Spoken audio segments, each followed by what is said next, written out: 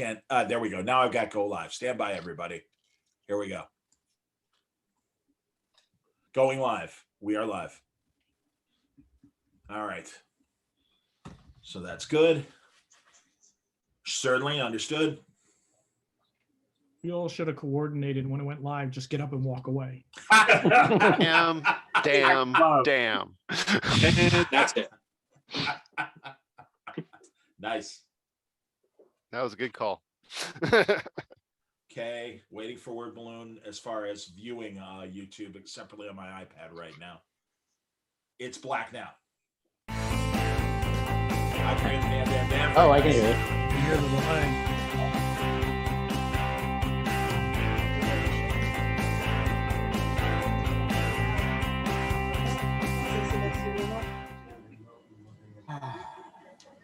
Sounds like a little motorcycle.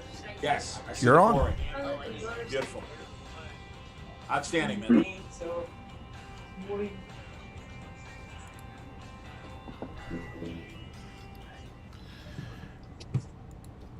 And we're live. Marvelous. Whoa. Go. Hi, everybody. Good evening. Welcome. It's time again for Drink and Draw Live from the Hero Initiative. John Suntress here from the Word Balloon Podcast. Good to see everybody. And look at the group of incredible comic creators that we all have now that'll be drawing for your entertainment and pleasure this evening. So I don't know how they are setting up on your screens at home, but I will start and say hello to Christian Gossett. Good to see you, Chris. Hey, John, great to see you. Great to be here. Absolutely. Brian Haberlin, always a pleasure to see you, sir. I can't wait to talk to you about Anomaly and John, great to see you. Thank you. Absolutely. The fine Jim Califiore, among his wonderful work. I loved your run years ago on Black Panther. I know that was a while ago, but it immediately springs to mind, and it was one of my favorites. Thank you. My cohort, Gabe Hardman, who I watch The Outer Limits with, come hell or high water every week as we go through the 1963 show.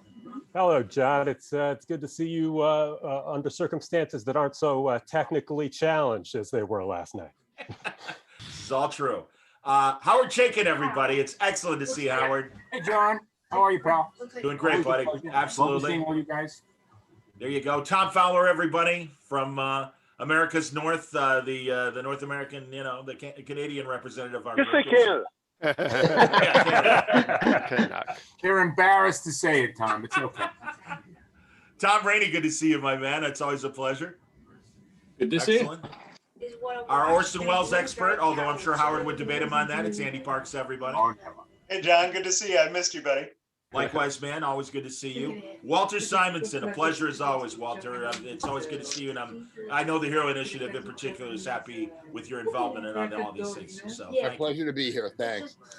Ryan Dunlavey, who is in the midst of the history of animation comic book series, the comic book history of animation. It's a fantastic look at a very in-depth look that he's doing with Fred Van Lente on animation. And I think one of the good new reps of Drink and Draw. Good to see you, Ryan. Good to see you, John. Glad to be here in this weird arena, but it's pretty cool. Excellent. And Jamal Igle, good to see you, my man. And it's a pleasure. You too, man. Hello. Certainly not least, but last on my list, the man behind the Nocturnals and so many other beautiful things. It's Dan Brereton, everybody. Good to see Dan. Hey, guys. Hey, Dan. Dan. Great to have you. Got Ricky back. So Thanks for that's having your lineup. I have questions from the YouTube feed that I will be throwing to everybody. But, and we'll be keeping the conversation going. A lot of times the artists will be talking to each other as they're drawing as well. I one thing that I wanted to ask about, and it was something that Howard brought up online, and it's those, prior to the internet, this might be news for our younger viewers, but there were all these great reference books and really correspondence classes. Well, explain it, Howard, to the famous artist books. Oh, well, the famous artist books were a group of people who got together in the late 40s and then really came of age in the early 50s, lasted until the late 60s, early 70s. And it was basically a racket. It got people to spend enormous amounts of money on an expensive correspondence course. Very few people came out of it with any real successful life stories. Wrightson was one. The great illustrator Robert Heindel was another. But the 3-volume set that we're most familiar with, the Red, Yellow, and Blue. There you go. That's it. Yep. are invaluable, and the sort of illustration they teach is the sort of illustration that's being done by comic book talent. It's just they are invaluable. And what, oddly enough, one of our colleagues who will remain unnamed on one of these drink and draws had never heard of them. A guy with a 35-year vet in the business, and he's been on a mission to try to find them. And he keeps stumbling into these $1,000 prices. And over the past couple of weeks, since I posted that thing, people have been calling and telling me they found a set for $100, $1.50 here and there. And it's available online on a PDF. It's invaluable. If you don't have this stuff, it belongs in your library. Gotta get it. Gotta get it. Understood. Listen, Walt has everything. I know we're all in remote areas, but we're hearing a domestic in the back, and it's okay. And I don't mean to call it somebody's wife a domestic, but I'm just saying we're definitely hearing some household chatter. So I don't know whose microphone that might be. But if we, it might be mine because my wife is watching television and my daughter is still awake. I understand. I understand. So if it's okay, like we'll just have that your mic off, Jamal, then until. Okay. Yeah, just if it's okay, man, because it's no, that's fine. Thank you, man. I appreciate it. Anyway, no, Andy obviously showing some great examples of the famous artist books. Dan, were you showing the ad with the I was Albert Dorn spread? So I just happened to have this out because I was drawing the thing, which I'm really, really bad at drawing. And on the back is not one of the ads. This is one of the ads. Usually you had Norman Rockwell or Draw Tippy or, something like that, which I used to try and draw Tippy a lot. No, Tippy was the other company, the Art Instruction School. Oh, Art Instruction Schools was Norman Rockwell and no, and no. Wait, is that no, Howard? I'm willing to say no to this one. This is definitely the famous artist, though. That is the famous artist school. Yeah. Okay. Cool. And the Art Instruction School, draw Tippy, draw the turtle, draw a paycheck, and whereas the famous artist school was Norman Rockwell, Al Parker, Al Dorn, Robert Fawcett, Fred Ludekins, Peter Helk, and it was a racket, but they were all rackets. I thought they were the same. Let me jump in on that. Just for a second, for the racket part, that may very well be true, but it didn't mean they didn't turn out books of incredibly high quality as teaching books. That's exactly my point. Phenomenal teaching books. And for all the guys of our generation, me and Howard and all the rest of the guys in the early 70s, they were the holy grail of teaching books. They were the ones we all looked for because they were phenomenal books on learning, on teaching drawing. Some of the best books any of us have ever come across. I mean, I have two complete sets, plus a number of the individual advanced course books that were originally created. Anecdotally, back in the 90s, my wife and I became very friendly with Mariette Hartley, the actress, whose father was one of the instructors. And Mariette showed up on a regular basis in Stephen Dohanis's paintings as a model back when she was a teenager. Bastard. I know that painting. I don't know how much you can see of this. This is one of the advanced books. They had 12. Well, there were 11 advanced books. There were supposed to be 12, but whose book?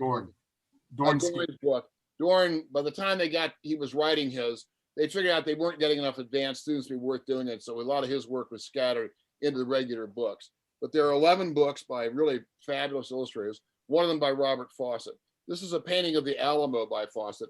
It's a double fold, or it's a fold painting. It's in the book. I had to pull it out of they're all loosely bound. And this painting, it's in the original painting, there's no gutter in the middle. In that painting, the book has about, 10, 12 pages showing all the steps that Fawcett took to get to that painting. All the compositions he tried, all the different drawings, by getting the composition finally squared away, value studies. And one of the things about really cool is that one of the earliest jobs I ever did in comics was an Alamo story. It was exactly 3 pages long, so not a giant work, although for me, 3 pages back then was a lot of work. But it was, I actually read an entire book about the Alamo in order to do those 3 pages.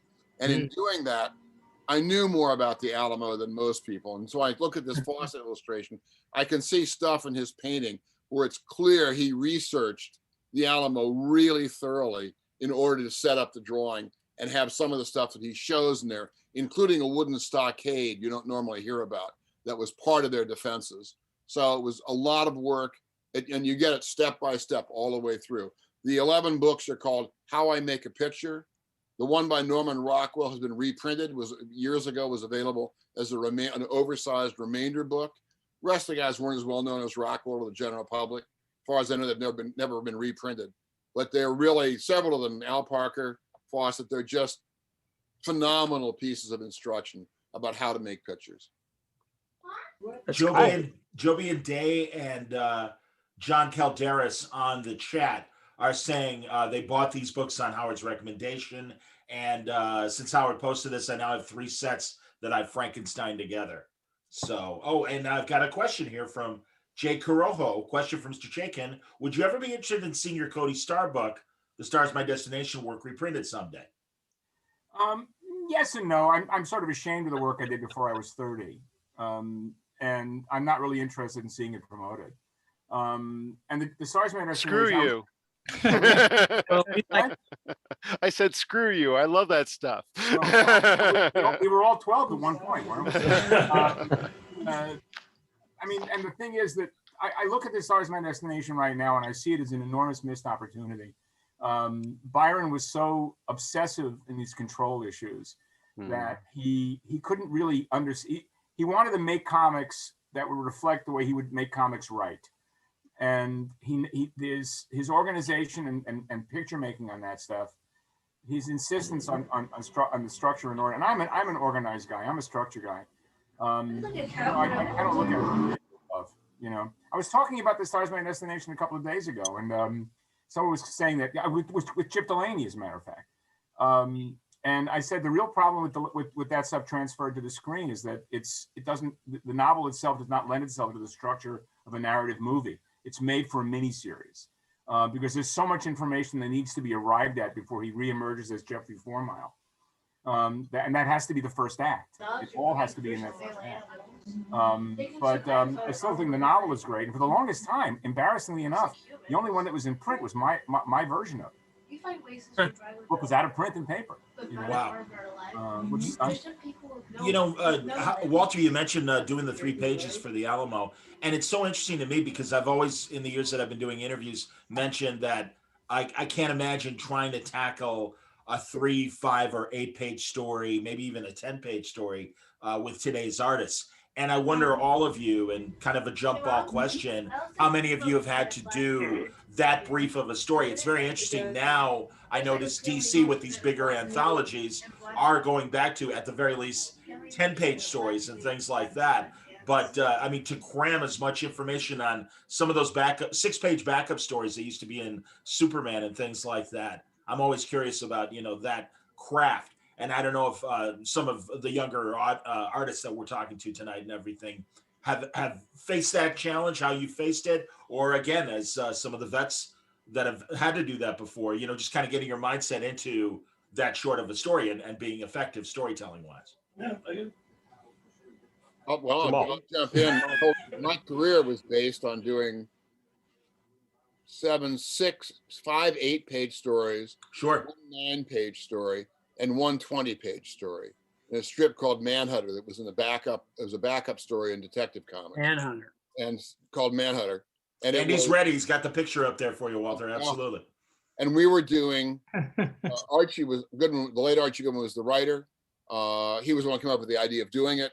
Partly was to keep the name Manhunter under trademark to DC. So they have Manhunters every so often for that very reason. And a lot of the ideas for the character were what Archie wanted to do with it. He hired me because of that Alamo job. I did not know that. I didn't know that for years. I started off doing science fiction, and I realized that science fiction stories in comics at that time, pre-Star Wars, were really kind of a ghetto that was hard to get out of. There were some good artists who had been typed as science fiction artists and had trouble finding other work. And I discovered that. I was just appalled because they were good artists who could do good stuff. So I worked to try and get stuff outside science fiction. And I ended up doing a 3-page Alamo story. Don Krar, who was a writer in comics, our generation, young guy back then, who was, an actor who was writing comics on the side, stay alive. Sure. And had a phenomenal voice. And Don wrote the story. I drew it, and it really persuaded Archie that I could draw stuff other than science fiction. We began doing Manhunter. We were essentially doing 20-page stories in 8-page segments. So I learned, one of the first things I learned, and I'm kind of a miniaturist. I'm very nearsighted, so I can work really close up without any problem. And I was putting anywhere from, I don't know, 7 or 8 to 15 or 20 panels on a page.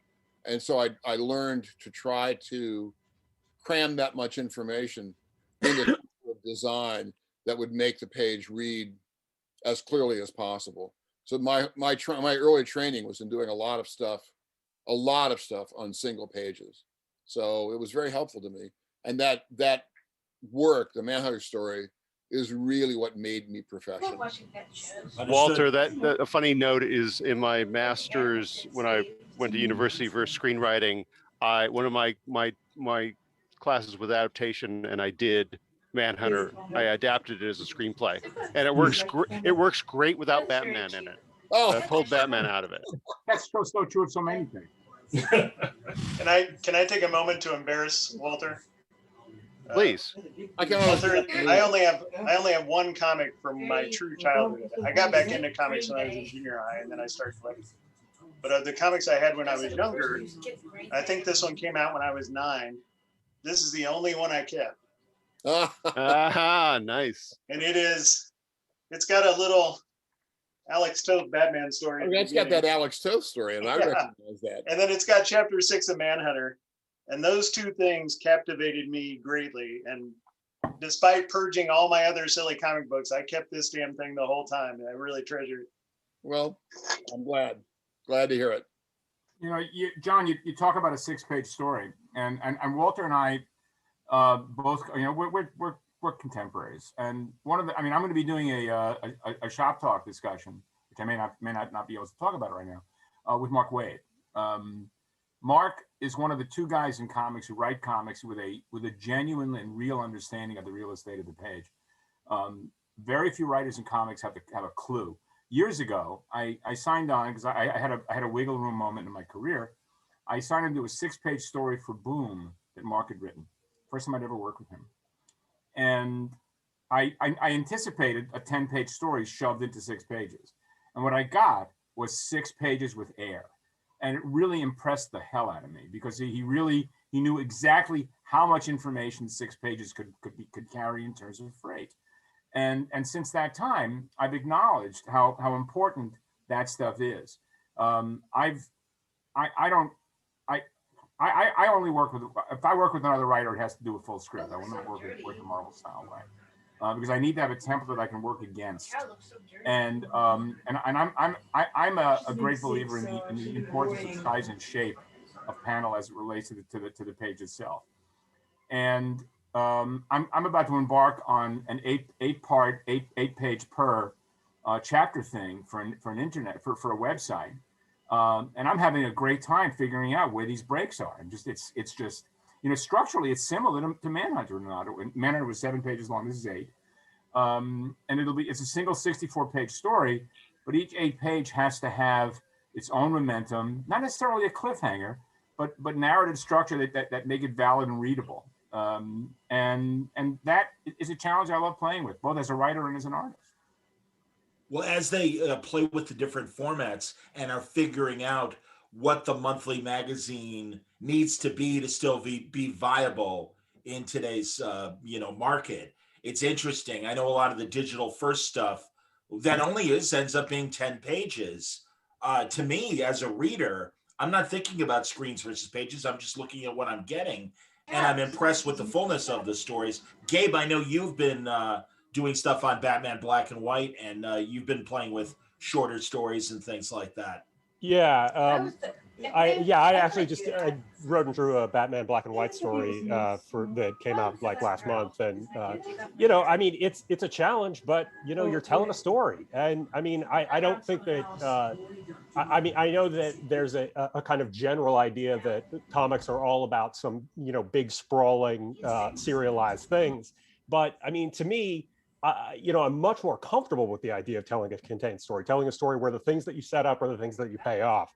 And so, working in those shorter formats is actually, it doesn't seem like this enormously daunting thing to me. I think that I just, as a rule, I'm much more interested in something that is a story with a shape rather than, an ongoing series of cameos and explosions.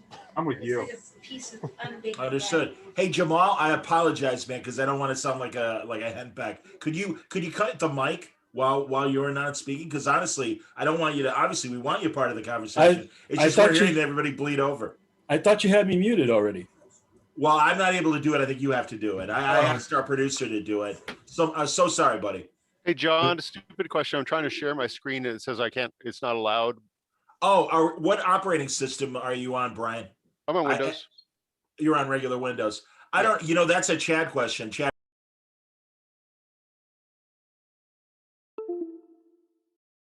Okay.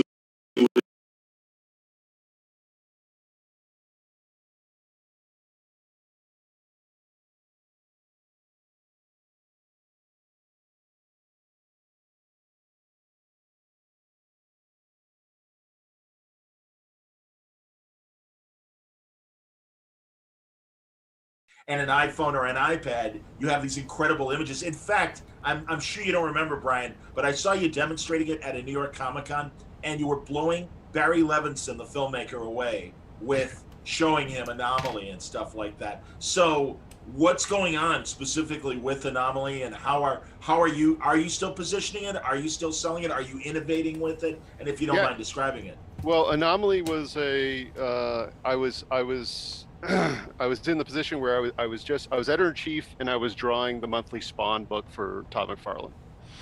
And I'd be in these rooms with Robert Kirkman and Todd. Were going to try and staff their new book, Haunt, right? Mm-hmm. And it was that period of time when DC and Marvel had anybody and everybody under exclusive contracts. I'd be calling people on the phone, hey, would you love to do it? Oh, that'd be great. When are you available? 5 years from now.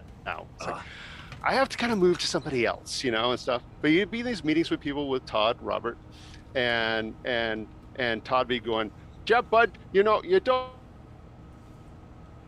want to be known for doing Stan and Jack's characters. You want to be known for doing your own characters and Dutch stuff. And Robert would chime in with the same thing. And I'd be sitting in the back, because I had Avalon before that, where we did Arya, Stone, Hellcobb, The Wicked. And it's like, I used to do my own characters. And it's like, after enough of those meetings, it was like, I have to go and do my own thing. Thanks, Todd, for the push. So Anomaly was that thing. Huge landscape graphic novel, longest original full color graphic novel original ever done. And during the period of time, augmented reality started coming into things. And at first, I wasn't going to do it, because when augmented reality first started, you need to have QR codes sitting on pages and stuff. And it's like, sure, I don't want to force anybody to do the augmented reality. I want the book to stand on its own, So, and then all of a sudden the SDK changed, and we could trigger it with any image that we wanted to trigger it with. And so fancy words. Fancy words. And so we could then do any image we want. And what was really cool for me as a creator is at any time I could add to the app, because I could then trigger, now page 3 is active, now page 4. So it started with, I think, 25 pages of augmented reality. And during the course of it being updated over the years, it went up to about 75 pages of augmented reality. Sure. Plus over 100 pages of appendice information that you couldn't fit into the regular book. And the book was 375 pages, yeah. But yeah, no, it was a go big and go home moment for my start of that company and Anomaly Productions. But it's funny, because we're actually looping around to it. So the book I have coming out from Image in April is an adaptation of Jules Verne's Lighthouse at the End of the Earth. And we've moved it to 2717 and stuck it in the Anomaly universe. And so it's now essentially Lighthouse at the End of the Galaxy. Outstanding. Cool. That sounds great, man. So it hasn't gone away. So Anomaly, that the universe still exists, that, you know, is being built on again. And are you creating augmented reality things for the Lighthouse story as well? Probably just a couple things. It was an interesting. What was interesting about that stuff was we really discovered. I mean, the problem was especially in the early part of, because we started doing augmented reality in 2012, right? Yes. And I could go, hey, here's a book with augmented reality, and no one would know what the hell I'm talking about. Sure. The problem with that stuff is there was so much education involved into it. It became, I mean, because even with Sonata and the Marked, we threw AR in those books as well. Okay. But we found, okay, the book would sell 25,000 copies and 1,000 people downloaded the app. You know, so there was this disconnect, and it became a certain point where it's like, okay, unless we really kind of figure out, also the challenging part with the augmented reality too, I think, is telling a story that could only be told that way. Because all the stuff we did games in there, we did, you know, like ultimate DVD sort of compilation kind of stuff and stuff, but it wasn't really its own medium yet, you know, and no one, I think, has hit that up yet. And that was our challenge. That's what we were trying to do. And there was a book we were working on, that we're still working on, called Fury Formula, which is the modern take on a Jekyll and Hyde thing. And I think that's a little more interesting with the augmented reality, because then you could have, we had the augmented reality, you put it on the page melts away, and then you see the same scene from the other aspect of the character. That starts getting closer to what I was after. Okay. Understood. Absolutely. I've got a question from the audience. They want to know if, this is Lucas. He wants to know if any of the artists have a particular character they're most proud of, either one they've created or one that they've worked on. So anyone want to... I'm most proud of Howard Chaykin. What did you create? I knew you created him. I knew that. No. The only creative aspect of that is Jack Kirby creating Stan Lee. Other than that, we're good. You know? we're good. You know. Understood. Does anyone want to show off their art as we're progressing? I want to point out too, everybody that's watching, I hope you'll. There we go. Fowler, that looks great. God, Christian, that's a amazing. thing called Cano. I have found out about it today. I understand. Brian, what are you showing me there? Is that Abe Sapien? Abe Sapien. Outstanding. Great Hawkeye there from Tom Raney. This is Jesus, my brain just froze. Brainiac. Yes, indeed, Califiore. I see that. That's awesome. It's beautiful. Jamal, who is that? I love it. And I'm not thinking. I don't know why I'm not thinking who that might be. And he's gonna reach over for his microphone. I'm gonna make Jamal do like exercises while we're doing this. Not that he needs to. He looks great. And here we have Schmuck with laser coming out of his eyes. There he is, Cyclops indeed. I see a Deadpool from Haberlin. Oh, yeah, what do you got there? So we got a Zatanna. We got the Silver Ray of course Zatanna. it is. Yes. We have an annoyed white guy in cultural appropriation comic. And then, of course, somebody asked for a Supergirl because, you know. Of course. That's going to end up on my tombstone. I understand. Haberlin played Iron Man. Very good. I like it. Walt, what do you got there? Havoc. Oh, of course, Havoc, indeed. Absolutely. Gabe, good stuff. I feel like Johnny Carson, the good stuff. Yes. I got this character, Battle Beast, which I've never heard of before. Okay. Very good. I like it. Excellent. Walter, who was that? The Executioner. Of course it is. Bird. See, this is where my my lack of Marvel sometimes will like show me up. And great Firestorm, Dan. Fantastic. That's outstanding. Yes, indeed. Yeah, Paul Newman pretending to be a superhero. Got it. And of course, did you ever ask Gil? Was that definitely Of true? course, there was no asking. It was he was proud to say so. You know. I forget on Twitter, someone had asked to cast the Justice League with heroes, and I did a 1960s thing. I didn't do Green Lantern, but I chose Jerry Van Dyke for Barry Allen, like early 60s when he's on Dick Van Dyke. What's George that? Peppard. I got no problem with George Peppard as Barry Allen. I like It that. doesn't look like he can move at any pace other than Scotch. I had Carl Betts, Donna Reed's husband. Carl Betts. Thank you. Yes, and I know I'm saying these names to make everyone older than us and everything smile. Exactly. Carl Betts is Bruce Wayne. Cheyenne. Why am I blanking on Cheyenne's name? Clint Clint Walker. Yes. Ty Hardman was Bronco Lane. Clint. What was his name? Yeah, Clint Walker, right? Clint Walker. Clint Walker, right? Clint Walker should have been Superman sometime in the 50s or 60s. Yeah. Jesus, he had the body, he had the face, everything. I think Clint Howard should have been Superman. There's a Beta Ray Bill. There's Beta Ray Bill. Absolutely, Walter. Very cool. I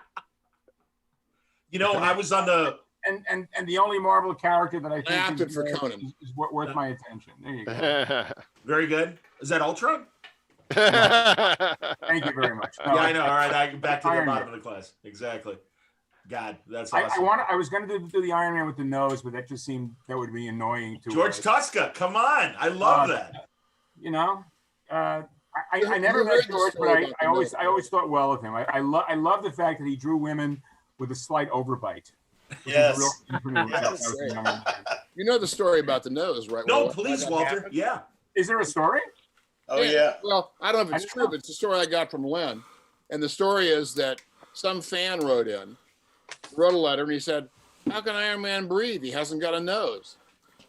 And Stan said, saw the letter and said, "Okay, give him a nose." So they gave him a nose. What? And then about a year later, Len and Marv both hated it. And they went to Stan and said, "Look, can we lose the nose?" And Stan said, "What nose?" What nose? Of course. That's awesome. That's fantastic. I had Dick Ayers draw. I know he didn't originally do it, but I think from watching the Marvel superheroes cartoons, that brief period where Iron Man's faceplate had the points on the top, kind of like Hawkeye's mask. I love that. So did I, man. And I had Dick Ayers draw one for me like that. It's one of my favorite sketches that I have. Iron Man was always my favorite Marvel character. If I would reach back into my boyhood, it would be Iron Man, and then later the work that Dwayne and Ernie did on Damage Control. Which was just extraordinary. And everybody at the office hated it except Stan. Really? Which is why the book survived. Yeah. Wow. And there's an undrawn origin of Damage Control that was originally going to be drawn by Kyle Baker. Damage Control being a bunch of guys who showed up just after King Kong fell off the Empire State Building, and they were the ones who did the cleanup. And they said, "There's work here." Wow. Yeah. Well, I interviewed Dwayne. Dwayne told me the inspiration for Damage Control was that stuff from the Adam West Batman, where they would have the parachutes for the Batmobile when they would have to make a hard turn, and they would deploy the chutes. And then after that, there was a van. There was a van that would show up and say "Bat Chute Cleanup," and that's where Damage Control. I always thought it was the Cleveland cartoon of the guys looking at King Kong's corpse at the base of the Empire State Building. Well, that's what Dwayne told me. That was his explanation of the origin of Damage Control. But that's great. That's fantastic. And hey, and speaking of unfinished stories like that, Tomorrow's great publications. Always love that stuff. The Kirby Collector, every book they do, Walter Ego and the like. But they always find this stuff. Here's a splash page for an unused, 1970s blah blah, artist. And it's so funny because I know right now DC seems to be cleaning out the closet and putting out stories like that were written and drawn and never used. Have you guys experienced that? Anybody in the room right now? And when you see it in the Tomorrows, when you see it in the Tomorrows, is that cool, or is that, wow, those are assholes? They didn't. How come I'm seeing it in Tomorrows and I'm not seeing it from Marvel or DC? I drew a issue of Birds of Prey and I inked it in washes. And I can't remember how they were going to color it, but it didn't matter because they never published it. I was working on a 3-part Birds of Prey thing, and the first issue dealt with the Black Canary dealing with this was back when the Black Canary was wearing kind of pajamas that were gray, just before the TV show. Yep. And she was dealing with an older version of a new version of Black Canary who had the old costume. She was like her doppelganger, and Stephen Grant wrote it. It was a great story. And then the second one was a Batgirl sort of origin story about her first year trying to integrate with Batman and Robin. And then the last one was a story that was a Huntress story that never got written. And it was 3 different writers, and I was going to draw all 3 of them. They were going to present them. And then the editor got fired, and they replaced the editor with someone else. And I was waiting for someone to call me, and they never did. So like almost like a half a year went by, and I called them and I said, "Hey, what's going on?" And they said, "Well, I don't know what to do with that. I don't know anything about it." And so they sent it back to me with a note saying, "Sorry, we're not going to publish this." And so I published it to my Patreon people. I just scanned all the pages and showed it to my Patreon people, and they could download. They could look at it on a Dropbox file. But I hope that they unshelve it someday. They probably won't. I mean, they sent it back to me. But yeah, it was kind of cool. Unpublished stuff like that. No. I'd never fully inked with washes a story before that was just in black and white. So it would have been kind of cool for people to see that. I did this was shortly after 9/11 and things got back together, and Marvel was doing a lot of drawer stories, inventory stories, so that if they ever got caught that way again where they couldn't get anything out, they had these inventory stories. Right. So I actually wrote and drew a Deadpool one fill-in, which was basically called Deadpool Destroys the Marvel Universe. And it was told backwards in snippets. We're at the end where he's in all the destruction, and we go backward to the beginning where we find out how he started the whole thing by basically accidentally killing an alien. And the aliens came. It was my excuse to draw everybody in the book I could, because there's a whole melee scene in Central Park with every character they'd let me throw in. And they got it inked. I had the whole script, and it laid there, and then they killed off Deadpool, changed him into gray-suited Weapon X, I think it was. Jeez. And so the story made no sense. I even had gags in there because it had the new Captain Marvel. Remember they had the young Captain Marvel with the short blonde hair? Yeah. So I had characters when eventually things got back to normal. Deadpool, it was completely unusable. And they just sent me back all the artwork. And that was when we were sending in the artwork still. Wow. And I said, "Is it okay if I put this online with the script?" They said, "Sure." So I put it on an X-Men site with the script. Sorry, can you guys hear me? And so people could read it. And then somebody took it and lettered it. But it was somebody who didn't know lettering. So really strange to look at. I think it's still floating around the internet. But it was the disappointing part. It was one of my early abilities to get in on the writing end. I did a couple issues of Exiles. I did an issue of Green Arrow, some stuff at Valiant. But it would have been nice to see that print. I mean, now I've got my Kickstarters I'm doing where I'm writing everything, but it would have been really nice to have that get out there. Plus, I think it was funny. No, that's cool. I wanted to ask about Kickstarter to everybody in terms of, if you guys are testing the crowdfunding waters in any ways with creator-owned projects. And really, the last 12 months, obviously because of COVID, has been fascinating to have conversations with people that were affected by pencils down and had to figure out a different way of getting their stuff out there. Brubaker was a classic example, and Sean Phillips from an art standpoint, and them trying the different platforms. So even beyond crowdfunding, things like what Marcos Martin is doing with Panel Syndicate and the way he is selling and stuff like that. Jim, are you happy with what you're doing with Kickstarter? Oh yeah, I mean, I've done basically 2 full books that were successfully funded. The first was with Gail Simone, Leaving Megalopolis. We had a blast with that. Haven't gotten back to that as I'd like to get back to it, but I just published and shipped a graphic novel called Ned, Lord of the Pit. It's a horror comedy because, as you can tell, somebody named Ned should never be a Lord of the Pit. And actually, Louise Simonson wrote the introduction for it. That was great. Awesome. It was very nice to do that. Right, I just shipped that. And it's a great way to just do whatever you want, and get if you can get enough. The interesting thing they have, I did it at Kickstarter for the main, and then I threw a little bit over to Indiegogo to catch up for maybe some of the stretch goals that were missed. And the nice thing at Indiegogo is it's also a storefront. Also best known. So the campaign ended. Oh Jesus! I think in that Batman himself and American sorry. No problem, man. December. Maybe a Just year invent a date. We won't know. Exactly. Just throw out a date. And then it converts to a storefront where people can still come. So every month, like 2 or 3 people just come get the book. Awesome. So it just sits there as this nice little generator on its own. But you know, it's I'm sure everybody. It's you get to do whatever you want. I don't have an editor telling me, you know, do this. I had a discussion with somebody at one of the companies, and I said, I'm not limiting myself to 20 pages a chapter. Originally, I was going to do it as a series. I'm letting, you know, if I want to have 12 beat panels for the joke in a page, I'm going to have that. And he's saying, why? No, don't make it that long. Shrink it down. I'm like, I'm that's do whatever I want. They're trying to control you, even though they don't control you anymore. Yeah, there you go. Dan, you've been doing a lot of good ones too. Yeah.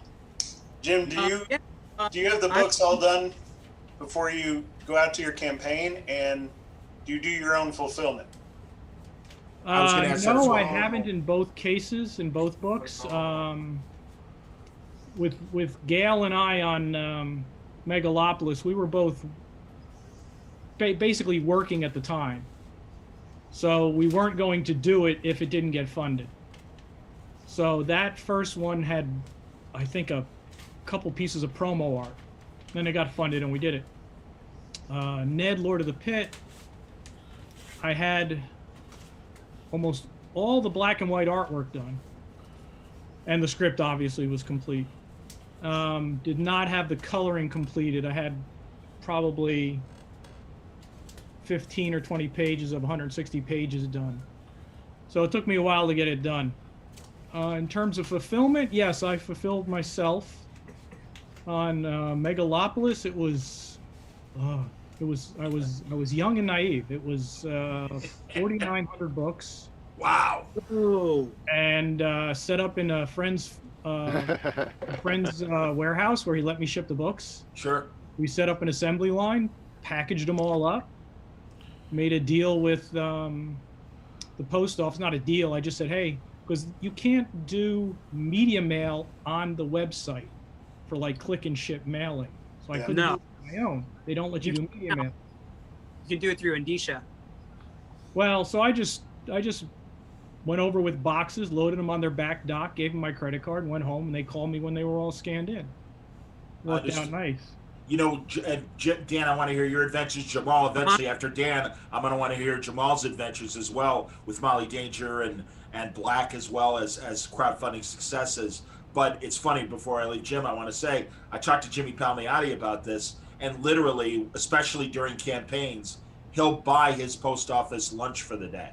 Yeah. Because he knows how many pieces, their extra pieces they have to deal with, which is, you know, basic business and really smart. And that way they don't complain about having to handle Jimmy's crap and everything. And it's like, you know, no, it's, but really, honestly, I really think that's necessary to think in those lines.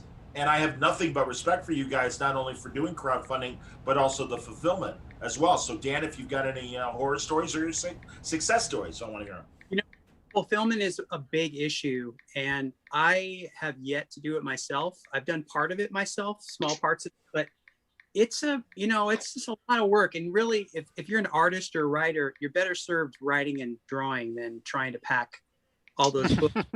if you can find someone to do it. So I've found a couple of different places to do it. I've had a couple of different people who've helped me in the past.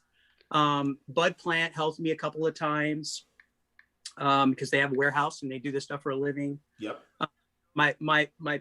The book I'm doing now, the book I just kickstarted last year, that's now going to be fulfilled soon, is an art book that a trading card printer in Vermont called Sidekick is running the store, and they're going to do the fulfillment because it's part of what they do for a living. And they have done a couple of trading card wax wrapper trading card sets with me. Like this one's called Creeping Flesh, Monster Girls, and it's a wax Yeah. The wrapper trading cards pack, and it's on shipboard. Awesome. And we did 5 sets of these a few years ago, and then we did a Nocturnals one about a year ago.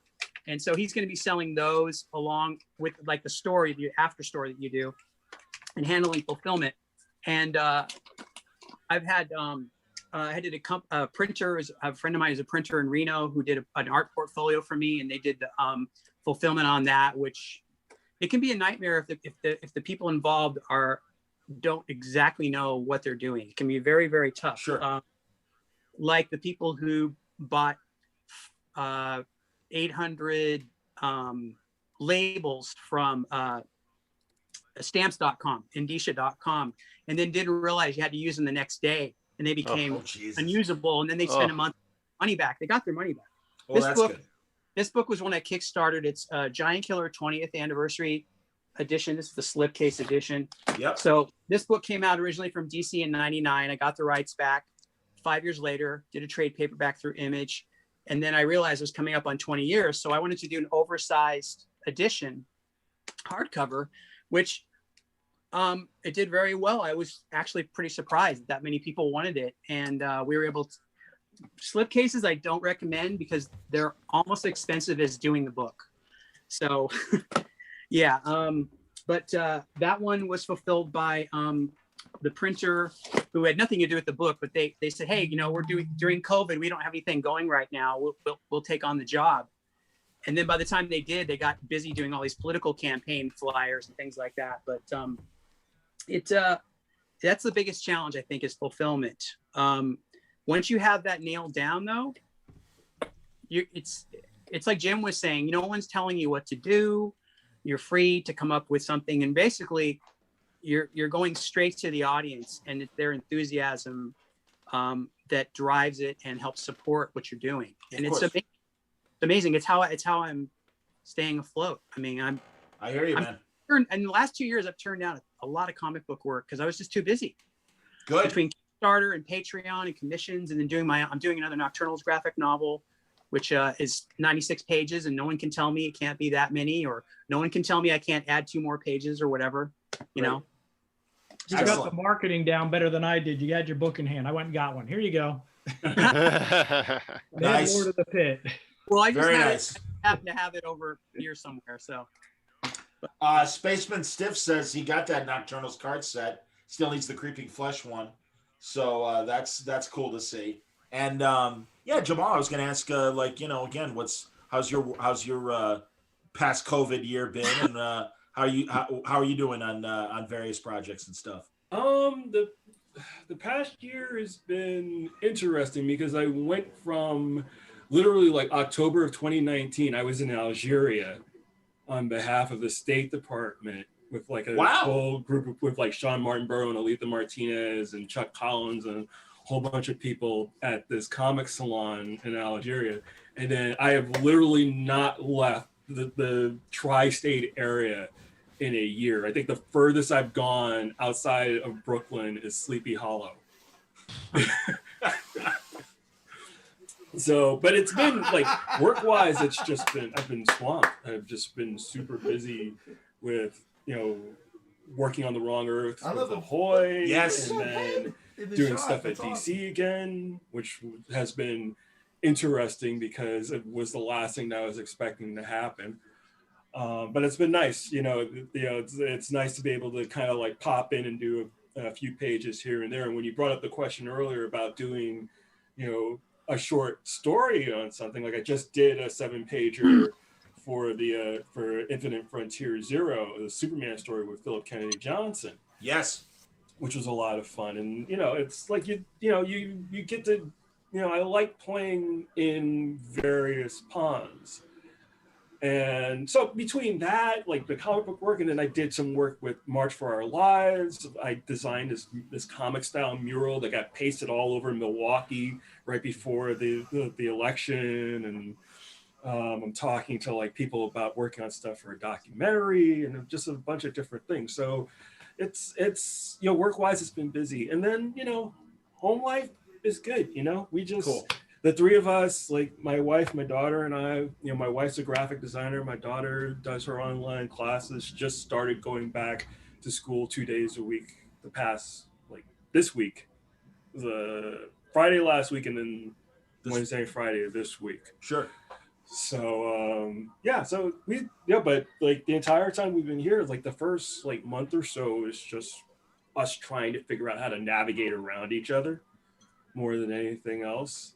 But we just kind of found this groove where I put my headphones on and Corinne works and Katie's got her headphones on and she's doing school, and we're just all kind of doing our thing. And then, you know, we all stop, we have dinner, and we're doing our thing as a family. So cool. Johnny Fitz is watching and wants to know, Jamal, you're the best. Thank you, Johnny. That's lovely. Very nice. Dean Haspiel also watching the broadcast, everybody. Okay. So good to see Actually, you. it's really funny because Dean just moved studios, and he is sharing a space with another friend of mine, Natalie, who texts me and goes, I met this guy, Dean. He says he knows you. It's like, yeah, it's a small world. That's awesome. That's great. Tom, what have you been doing this last year? What are you working on that you could promote? I finished up toward the end of last year. I finished up on Books of Magic that originally I was doing the full art on for the first 6 issues, and then moved to doing layouts and finishes, which is when you break that kind of working model down to modern editors nowadays, they just kind of look at you blankly for a couple of seconds and they go, oh, like they used to, you know. So the first 6 issues were finished by Brian Chirilla, and then everything until the end of the series was by my buddy Craig Talfer, who has the benefit of living 5 minutes away from me. So, you know, at the beginning, or at least for a little while, we could at least, like, when I had like a new stack of layouts, we could go to a restaurant and say, okay, this, and this. But my layouts have always been a little bit more pencil-y, but not, apparently not pencil-y enough to get paid a penciling wage. It was, you know, it was nice to see it was Craig's first work for DC, and he had a blast. And I think his second issue, we were drawing Constantine, and he was like, you know, as was I, you know. So that came to an end, and it was one of those weird things that, like, DC was like, I think one of the only publishers, or the only publisher, that didn't furlough. With COVID, like, it was still just, everybody just kept going because they had a mountain of money. So it's weird to say it like this, but like, I know a lot of people who like were forced to go home and kind of treated it a bit like a vacation. Like, they were like, they're still worried about you know, COVID, and they were worried about, like, you know, where's the next paycheck coming, but they had a little bit of a nest egg, and they were like, I'm going to relax, I'm going to paint a thing, I'm going to sculpt a thing. In the meantime, I'm just like, you know, trying to keep going, because the schedule after the first 6 issues was a nightmare. And that was largely my fault, because I didn't know I was supposed to be sticking around on the book. So nobody told me I was going to be there past issue number 6. But yeah, so I finished it out to 23 issues, and I'm very proud of them. I'm picking my books tomorrow. After that, I've got 2 creator-owned things that are slowly percolating. One of them should be percolating a hell of a lot faster. I got called to do, as you were saying before, a short story by DC around Christmas. They called me like toward the end of November and said, we need this, we're releasing this on the 23rd of December. So that was fun. But it was one of those stories. It was a Harley Quinn thing. I gather she's got like a whole crew now, and there's like 47 of them, and they each say something in every panel, and they're all like, so I treated it like a challenge. And the thing is, like, when you're doing comedy as well, like on top of everything else, you kind of have to break comics a little bit. So I found ways of, and I would get this the script was very, I don't want to say it was Marvel style, but it was very, it wasn't, there was a lot of, okay, this page, these things will happen, and here are the 178 bits of dialogue that you need to fit in. So I started with a lot of them. I started just doing these tableaus where I could, it was like, it was like drawing Barry Lyndon, like it was just like trying to find a way to create this like weird long thing that would go all the way across, because that was the only thing I could do, is just take half the page and go. And the other thing too is it was one of those digital first things, so all the pages were split in half, no matter what. Right. So I would take like a whole half page, and then just try and direct you through it, not just with the dialogue, but with the acting, with the interactions, and this guy over here is looking at this girl over there, and so you're going through, and a ton of stuff going on in the background, which it honestly that's porn for me. Like that's why I like doing this. It's maddening, but it's like that's how I get satisfied, by solving those kinds of puzzles, right? Outstanding. So that was fun. Yeah. And beyond that, I'm just doing commissions for cool. people. I took commissions at the end of November. Then I got this Harley Quinn thing, and it just threw a spanner into my entire schedule. So, did Fowler's rant inspire an interjection? Someone started to say something as Fowler was continuing. No. It just seems like a nightmare. That's all. Well, okay, fair enough. I mean, it's what I got hired to do. Crack magazine. Anytime an editor calls me up, it's because the schedule is fucked. My son is. Sorry. That's all right. Schedule is all fudded up, and or because they're like, hey, this is right up your alley, and it's like a gajillion speaking heads and some weird action thing going on, and somebody needs to figure this out. you do it, Tom. You're good at math. There's only one man that can save us now. It's Tom Fowler. Yeah. Is there a single artist editor at any of the big two right now? No. That's a really good question. I don't think so anymore. No one has ever worked freelance. No one has ever drawn a book. No one has ever written. Wow. It's just crazy to me. One I knew was Joan Hilton. Just crazy to me. Wow, that says a lot. I guess CB as an art wrangler is the closest. Sobolski is the closest I can see that's tied to the art world, or at least was. Marie Javins, of course. Oh, okay, great. Yeah. There you go, Ryan. Thank you. Yes. I mean, we can start pulling the exceptions, but when you look at the majority, it isn't. Yeah. It's a super majority, Yeah.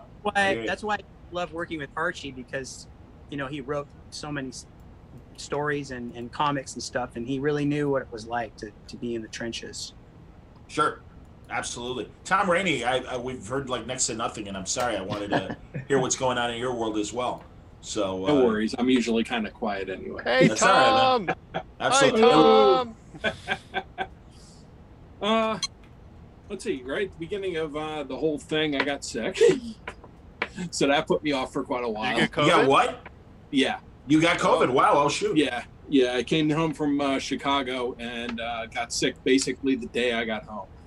Wow. My wife got sick the next day, and we were both laid up for about a month. Jeez. Yeah, it's a lot of fun. But since then, I've been. Walter was asking you've recovered obviously since, correct? For the most part, we both got kind of breathing issues still, which is no fun. But we're hoping to get better. Yeah. But life goes on, work goes on. Since then, I did a little bit for 2000 AD. Cool. Well, for Rebellion, for for Wade their nostalgia stuff that they did recently. I did a little thing for that, and then I got a call from DC to do some Green Lantern stuff, and that's kept me busy for a while. Outstanding. I'm waiting for script for the new part of the Green Lantern thing, but in between I've been doing commissions. So outstanding. Fantastic. Should we do an art check of everybody? And while you guys are, I want to remind the viewers that Hero Initiative really gets a lot of its funding from live events, conventions, and obviously, as Tom pointed out, C2E2 was the last event. Look at that. Outstanding, man. I'm looking at everybody's stuff. Those are beautiful. And so really, if you didn't buy a sketch, but think about making a contribution to the Hero Initiative, because 80% of their funding comes from live events. There are no live events. Stuff like this is what we're doing in its place. So please go to heroinitiative.org and help these guys out, because they in turn help so many creators that have themselves in financial situations, whether it's, houses burning down or medical bills or things like that. And the Hero Initiative is always there for the freelance comics community. And they do it because of the good graces of the comic fans that help keep them going. So consider that while you're watching something like this. Howard, that's for you. There you go. Look at that Iron Man. Well What done. a guy. Where's the nose? Where's the nose? I'm a Gene Colan. Those early Jack and Don pickup kid, The pie plate. Absolutely, man. That's what I'm talking about. Hilarious. Ryan Dunlavey, you're having a lot of fun doing the comic book history, first of comics, that has been out for a while. But right now, as I said at the beginning of the show, you're doing the comic book history of animation. And you are, I know, for this younger generation, uncovering all those fantastic, dirty studio animation stories. Is there any other kind, really? As I'm sure everyone in this now can attest to in the comic book world as well, and certainly Howard with Hey Kids Comics. Those are really the two series right now. Seriously, both of you guys, not blowing smoke up your butts saying this, but I really love reading those stories from both of you, because Ryan, you and Fred have done so much extensive historical, research to tell these stories, to tell them succinctly. And it's so much fun in your art style to evoke these great, Betty Boop stories and all these different animation stories of, Fleischer, the Boom and Bust of the Fleischer Studios, or now I'm blanking, in the 50s. I'm blanking too. It's like whatever. Like UPA. Well, no, Howard and all the UPA stuff and all the Looney Tunes and all the or Walt Disney looking for communists because they decided to do the ungodly thing of forming a union. And hey, you don't mind if you pay us a living wage? Oh, all right, a couple reds here, a couple reds there. Unbelievable stuff. And then he took the government's money. Telltale Heart, UPA Telltale Heart on YouTube. Oh, I gotta watch that. I've never seen it, Jim. That's great. The Telltale Heart. Yeah, I've never seen that one. My favorite UPA, I think it was UPA, the Mel Brooks, the critic that he won the Academy Award for. Oh, that one's hilarious. With all the lines and stuff. What is this? Dots. This isn't funny. I paid $2 for this. Yes, I love that. Volume 2 of Hey Kids Comics is going to lose me whatever friends I have left. Stay around, Howard. No, it's you and me, Walter. That's us. I'm not hated enough. This is gonna just piss off because it starts in 1950 and ends in 1980. So not everybody's dead yet. We did an issue about the Jack Kirby lawsuit while it was happening, and that didn't really sit too well with Marvel. But yeah, you also know how to make friends. That's sure, yeah, worked out really well. I was actually in the middle of doing one just for Marvel, like a 20-page history of Marvel Comics as a comic, and they sent it to the lawyers, and then my issue came out, and then I never heard from them again. So I've got this 20-page script that I did, just gone. Wow. Yeah. Crazy. Howard, do you have an idea of when Volume 2 it'll be out this spring. It's all done. It's completed. Excellent. It's called Profits and Loss. It's about the Comics Code. It's about EC. It's about the first two generations after the first one. The first generation being the guys who were born in 38 and 40 in that era, that very small group. And then the generation that came up with me and Walter and Starlin and Wrights and all those guys. Very fictionalized versions of those people. I'm sure I recognize myself. They're fiction. They are not real people. No. None of that air quotes bullshit, John. Sorry, buddy. Romana Clef, it's my favorite. That's right. Actually, they're so Romana Clef, they're Hellenic. As a Greek, I appreciate that. That's awesome. Christian, and unless Howard, there was more you wanted to say about Hey Kids Comics. Christian, I am really excited to have read that Red Star is coming back. Yes, we are. I'm at an animation studio right now, and they're very interested in looking at it as a series. So we're I'm putting together that. I've been working my ass off on. Sorry, Tom, my tuchus off on. That's all right. On you can swear if you want to. It's all right. It's up to you guys. On a Storyboard Pro, which is an amazing piece of software. It really is. It's like a movie factory in a box. It's amazing. For anybody that can draw with just, if you can just fight past that learning curve, it's amazing what's possible. And I've been working in that mainly, working for Netflix animation on a few series. Excellent. And also working on the CW show Pandora, am I right? That's right. I was able to fly to Bulgaria before the pandemic and direct a couple of episodes. It's something I've always wanted to do. I love comics. My father was an actor from New York, a real like, you know, New York from that era of New York when before cable, when people sounded like they're from New York, like Howard. And so he'd always take me, you know, he loved showing me what he did. So I was able to ditch school and go to work with him and go and be on set, and met Yaphet Kotto at like 5 years old and Telly Savalas. And it was crazy being on set because they were, you know, the cameras were all 5 feet wide and everything was very dangerous. And there was a lot of metal and fire and danger for a child, which is a terrible place to bring a kid, but it was 70s parenting. Okay. But I had a great time. And so, you know, I'd go home and I would draw pictures of what I'd seen, you know, draw pictures of the movies that he'd take me to go see and stuff like that. So, you know, I've always loved comics because of the ability to create motion in a still form. But directing was amazing because I didn't have to draw anything. I mean, I drew a lot of storyboards and a lot of designs, and I drew my way through the whole experience. You know, hey, do this. Here, I just drew it. Just take that and do it.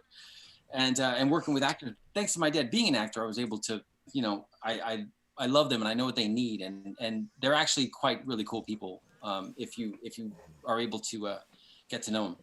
That's awesome. And, just so, as yeah, long that as was you a don't go blast. to high school with them, yeah.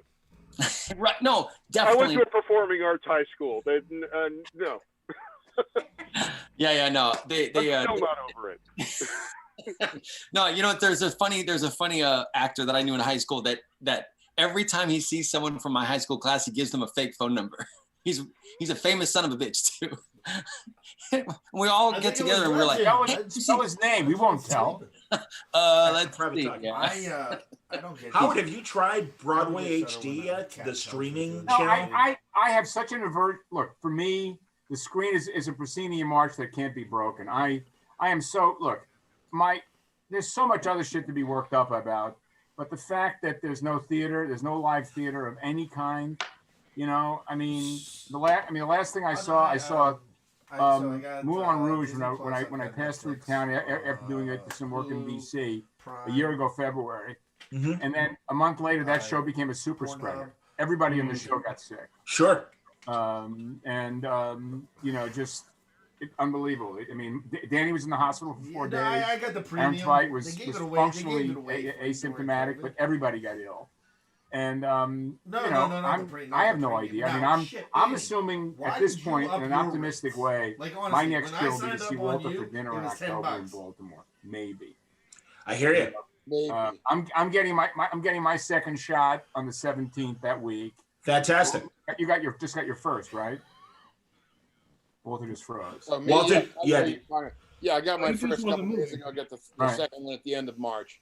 That's awesome. My wife got her second shot 2 days ago, and I got my second one today, and so far I don't feel super powered or anything. It's kind of disappointing. I'm sorry, guys. I'm actually getting my first one next week. So good. Oh, nice. You know, I mean, I'm hoping that Baltimore in October is going to happen. I'm not optimistic. You know. I know. No, I understand, man, and that's why do you think I've been, you know, doing so much video and doing events like this? No, I get it. I mean, the idea of I'm reading a book about our town right now. Really? Yes. Because David Cromer's production of Our Town, which I saw at the Broad, because I couldn't get a good seat in New York, just killed me. It's just an astonishing. It started in Chicago, as a matter of fact. I didn't know that. Wow. It's fucking brutal. And I just, you know, I'm counting days till I die right now. So, you know, I'm hoping I can, you know, it'll be. Well, look, I'm 70 years old. You know, I'm not like Walter. Walter's people live to 120 because you're all farmers. To be 70 again. There you go. I'm hip. It's all relative. I understand. My relatives all dropped dead early. It's okay. Yeah, I hear you, man. No, I understand. No, we want you guys around, seriously. And Me too. I'm glad you guys are getting your shots. That's great. Look, so I don't want to leave any money to my grandchildren. I want to piss it all away and have a good time. The only good thing about COVID is that in New York, after they opened up stuff to first responders and so on, anybody 75 years or older could get a shot. And I have to say, the good part about that, I will never again be too young to get something. I was too young to get the shot. Wow. It's never going to happen again. My wife got hers first because she's an RN. You know, Laurel is still a licensed nurse, so she got taken care of. That's but cool. I also live in a purple town surrounded by morons. Not wearing masks? Oh, fuck them. They're just absolute idiots. I mean, the level of contempt combined with willful ignorance and stupidity, this is the capital of Dunning-Krugeriania. You know, it's just like, get the fuck out of here. You know, it's kind of funny because purple is what they call the worst level of outbreak as well. So usually they're community. Yeah. Ironic. Absolutely, man. No, I'm wearing a double mask right now. If I go anywhere indoors, I wear a double mask. Yeah. You can get a face shield too. Yeah, those plastic face shields, sure. Like I'm an outbreak. I just skip away from that, you know. When everything first started back in March last year, my wife sat down, like she did a bunch of research because we have friends up in Ithaca who are, you know, they're all about like making their own clothes and shit. But she did a bunch of research on how to make like really good 3-layer masks, like the right materials and everything. So she made a bunch of cloth, like 3-layer cloth masks that are really, really good. Like wrap them around your head. She had like some kente cloth and like stuff with like Mexican sugar skulls on it. So I've gotten a lot of compliments when I wear them outside, but I wear, like, we don't go anywhere without a mask. It's not like we go too many places anyway. I think like the furthest we go, we went to the Natural History Museum last weekend because we needed to get the kid. All my kid does is play video games. Like all she does is sit on the couch and play video games. We had to get her out of the house. So we took her to the museum, but usually like we go to Chinatown. That's it. Like, oh shoot. You know, we go to Chinatown and walk around eating dim sum. That's our outing. That sounds like my whole family got bikes. We just run around New York City all the time, but you know, we're just counting the days until we can break them out. Like hopefully next week.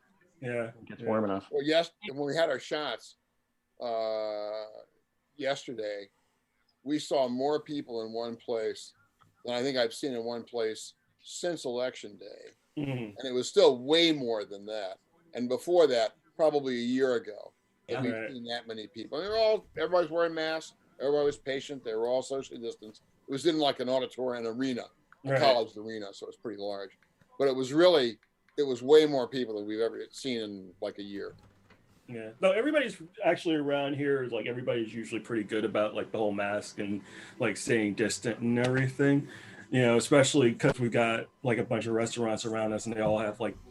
Every time you turn around, like the outdoor setup is getting more and more elaborate. Like they're just like more and more, like the longer it goes on, like it started as like a shanty. Now it's got like, you know, recessed lighting and heaters and the sound system. Yeah, so it's like, that's a building. That's not a, it's not kind of inside again.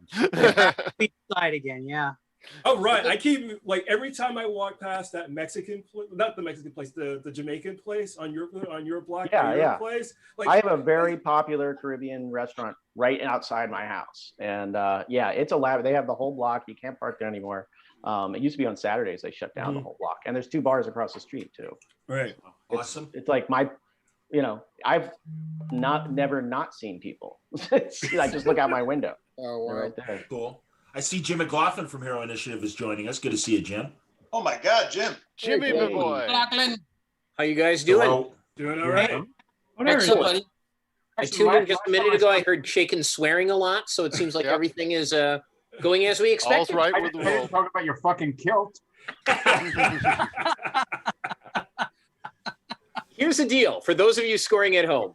Scott Koblish, longtime freelance artist, and Jill Adams, who works in the talent relations department at DC, got married last weekend. They had a Zoom wedding. It was a lot like this. Oh, wow. Good for them. And, my name is McLaughlin. So I have a kilt, and it is, as we say, there's that term, if you do something right, you go the whole 9 yards.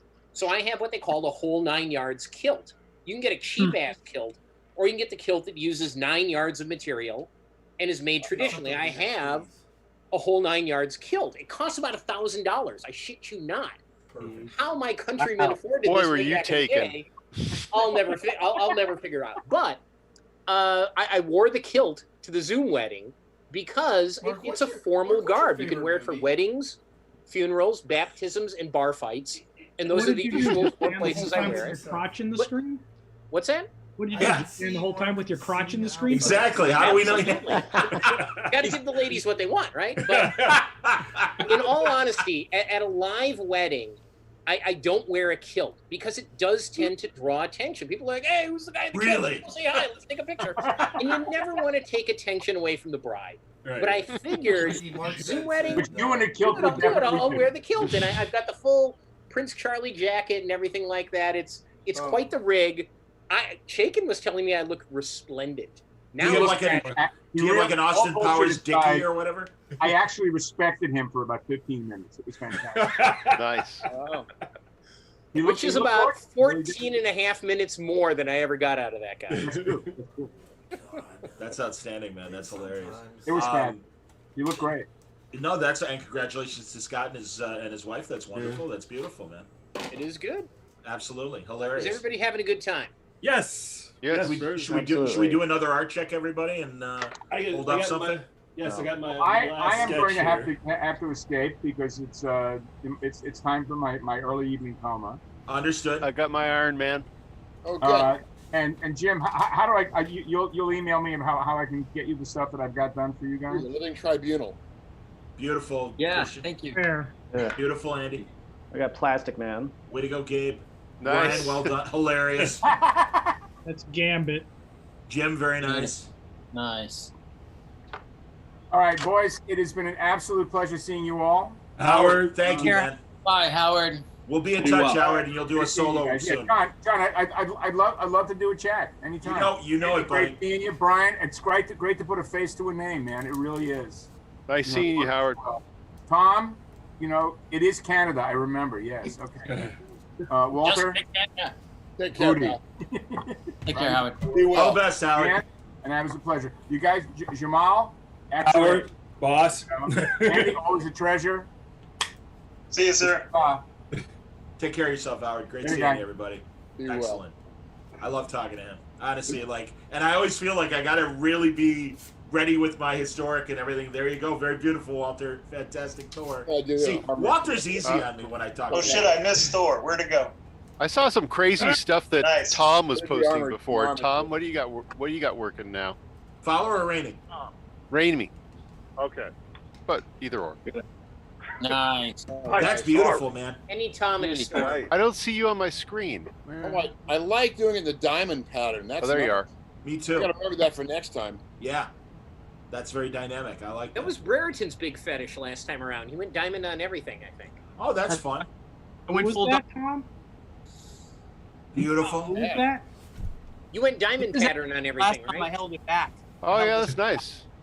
That looks great, man. Absolutely. I'm not doing diamonds this time, though. Here's polychrome from Nocturnals. Yay. Nice. Deathlock. Fantastic Deathlock. That's a great Deathlock. Beauty. And the Mighty Thor. Outstanding Thor. Nice. Tell that Simonson guy to go. He's been replaced by Brereton. There you go. I'm out of it. This one I did yesterday because I was terrified because it didn't come out very well, but it's a hurrah. That's an well, amazing horror. Oh, that's really nice. Nice. Oh my yeah, god. well, don't ever ask me to do a hurrah or any other likenesses ever again for a drink and draw because I'm just going to say no. It's too nerve wracking. Yeah, they're the worst. Yeah. I want to see an IDW comic with all your Star Trek stuff, Dan. That's great. That's great, Gabriel. It seems like, if I can survey the room really quick, artists get scared over likenesses. Do you guys do that? You get a little. Oh, I hate about likenesses. Totally. I absolutely hate likenesses, Hate 'em. which is why I force myself to do them. If I was scared, I wouldn't have done Confront it. your fears. They're incredibly difficult. They're not That's easy. why Alex Ross has that stride of his. He walks through the con like, yeah, bitches, likeness. One of the deals is now with likeness rights. There are it's much more ways to difficult. do likenesses. In the old days, there weren't likeness rights, so you could, if you didn't get it quite right, nobody came back and screamed about the shape of their head or what their hair looked like. So when I did Alien for heavy metal, I also, a lot of likenesses in comics in the old days, there'd be this free-form drawing, and then when you got to the head, it was like all this rendering to try and get it to look like somebody. And it would look like somebody else had drawn the picture. So when I did Alien, I tried to just draw heads based on the characters, but I tried to draw it as if I were drawing it rather than trying to get an exact likeness. It actually worked out pretty well, and there were no likeness rights that I had to get, or clearances that I had to get. So I didn't have any fear of that at the time. I was just able to do it later. And then also what happens in some of those comics or movies is the companies don't always have likeness rights. And then people want to know, well, how come this guy doesn't look like, whatever the actor is? Right. Couldn't draw him. Jerry Ordway told me that with the '89 Batman movie, that he got direct word from Nicholson on a couple early attempts to get him right. And it's like, this looks nothing like me. And it's like, well, clearly that was a jack note. So that's very interesting. I remember talking to Bob Greenberger, who used to be the editor on the Star Trek books, and apparently, Patrick Stewart was very particular about the point of his head, like the shape of his head. It had a very, very specific point that had to be there, and if it wasn't there, he was quite upset about it. I've heard that story. Well, a friend of mine was producer on the first Blade movie, and Wesley had approval on all the toys and stuff they had. And I remember he was in the meeting, they brought in the prototype of the Blade toy to hand him, and Wesley's looking at the toy, and he turns it around to see its ass, and go, "That's not my ass." How would he know his own ass? Is he like checking it out in a mirror every day? Come on, man. He's been told, Jim. Okay? I sort of feel like that's a green M&M's sort of situation. Like he's just checking to see if they're actually reading the writer. I was doing Deadpool, and Priest had Deadpool cursed, so he looked like Tom Cruise, and they called him THOMCRUZZ, something like that. Biggest pain in my ass. I couldn't. I mean, panel after panel after panel after panel of trying, and I just gave up. Legend, what's gonna happen? And basically at the end of that arc, he got uncursed, and he's like, "I'm me," and he looks in the mirror and he's hamburger meat. And I had this idea. I thought, wouldn't it be funny if he looks in the mirror and he's Brad Pitt? I didn't tell Priest until the issue was drawn and at the printer. I told him that idea. I was meant to ask Masters of Kung Fu, Gene David passed, obviously, but why am I blanking on the other Masters of Kung Fu? Paul Glacy. Paul. Because, yeah, I mean, they would always put in famous people, like the cab driver was Groucho, and clearly what about his creepy and eerie work for Glacy? He had James Coburn was the star of that whole thing, and Marlon Brando was in Master of Kung Fu. Marlon Brando was the drunk guy. Looked really like Marlon Brando for like 2 panels, and it was just kind of like Marlon Brando. Right. So that would be. I mean, now it'd be tougher because now they'd some of them would get after you for the likenesses. Oh, and yeah, J.J. Jones. I wrote a Rocketeer story for John Paul Leon a while ago, short story, 8 pages, I think, and I based it on Judy Garland. And when she went to put her handprints in the Grauman Chinese Theater, and we kind of built it around, she was kidnapped and Rocketeer had to go save her. And that had to get cleared, it kind of got cleared through the Judy Garland estate. No idea who that would be. Yeah. I didn't deal with it, IDW did. But we got permission in this story for there to be one likeness of Judy Garland. Oh. So I wrote it so that you don't really see who it is until the very end. You don't find out who it is until the very end. And John Paul, and the only reason you see it at the end is because she gives him a photograph, like a glossy photo, to give to his girlfriend, the Betty Page character, because she's a giant Judy Garland fan. And so not only did John Paul draw a lovely likeness of Judy Garland, he drew it as this glossy photograph in the trunk of the car in sight perspective. Wow. And you could still tell it was Judy Garland. It was really annoying. Yeah. John Paul, if you're watching this, that was really annoying. The statute of limitations. The statute of limitations on this story is well past. When they were working on, when DC was working on 52, I remember going up to the offices one day, and I go into Steve Wacker's office, and I'm looking at the board, and there's this cover. One of the covers is a shot of Lex Luthor looking dead on at the camera, and I'm looking at this cover. I'm like. And I look at Steve and I'm like, Steve, why does Lex Luthor look like Billy Zane? and the look he shot me was like, we know. when Parker and I years ago, there was a lawsuit. I don't know. I know nothing about how it worked out eventually. No idea how. With Amy Grant, where the Doctor Strange cover. Yeah. With her, I have to say, I knew she was. I saw the cover. It did not cross my mind. I was looking at Amy Grant. But when I saw the photograph that this was taken from, oh yeah, I can see it. And eventually they worked it all out somehow. I don't know. But the book was in print before anybody was cranky about it. So, but now they're very cranky about using real people's likenesses because of the danger of lawsuits. Yeah. What did you have, Fowler? You started to say something. Yeah, when Parker and I were working on Mysterious, we had a character that was going to be based on James Randi, and the only I didn't do any research on what James Randi looked like. Famous magician for people who don't know. It was just basically, it was just, it was, I mean, I know what he looks like, but I wasn't like trying to make it look like him. It was just a bald man with glasses and a beard. It was Walter. And Randy separated it first. Yeah. So anyway, so we have this thing, and in the Mysterious world, it's very much like our own. Only in that world, James is wrong. It's the difference. So we have this whole scene, and we're like, I don't know, like 2 weeks out from the book actually coming out.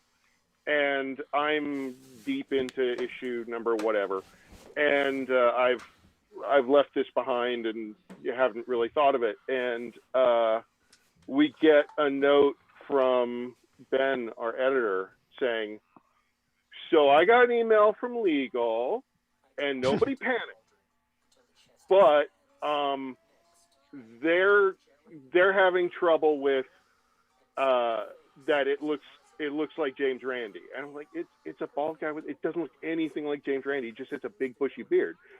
And so they were like, we've got to redraw it. We've got to redo it. We've got to do whatever. And I was like, look, send me the pages back, because that's how long ago this was. Send me the pages back, and I will put a bad toupee on. And I'll get Dave McKeag to color his beard and his toupee slightly off from each other, but like an out of the bottle color, right? So it looks like a very vain James Randi. And so we do that. I go through the process, and I like white out the top of his head, and I draw in this bad toupee that kind of shifts from one side to the other.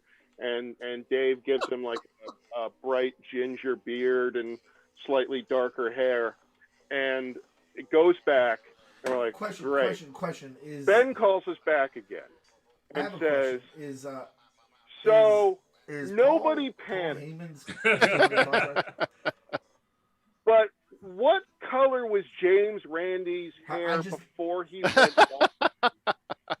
And like, it would be Paul Heyman and Brock. And so I did very angrily 30 seconds of Googling, and I found a picture of him with like a black beard. To my knowledge, he never had hair. And I was like, it's black. His hair was black. It was black. And why DC Legal couldn't do that Google search themselves, I don't know. But I did it. It was a stressful day, but we got over the hump. Everything's good. So 2 weeks later, when the book actually comes out, I am stupidly looking at comments online about how people liked it. That's a possibility. And which I don't. Tommy doesn't do that anymore.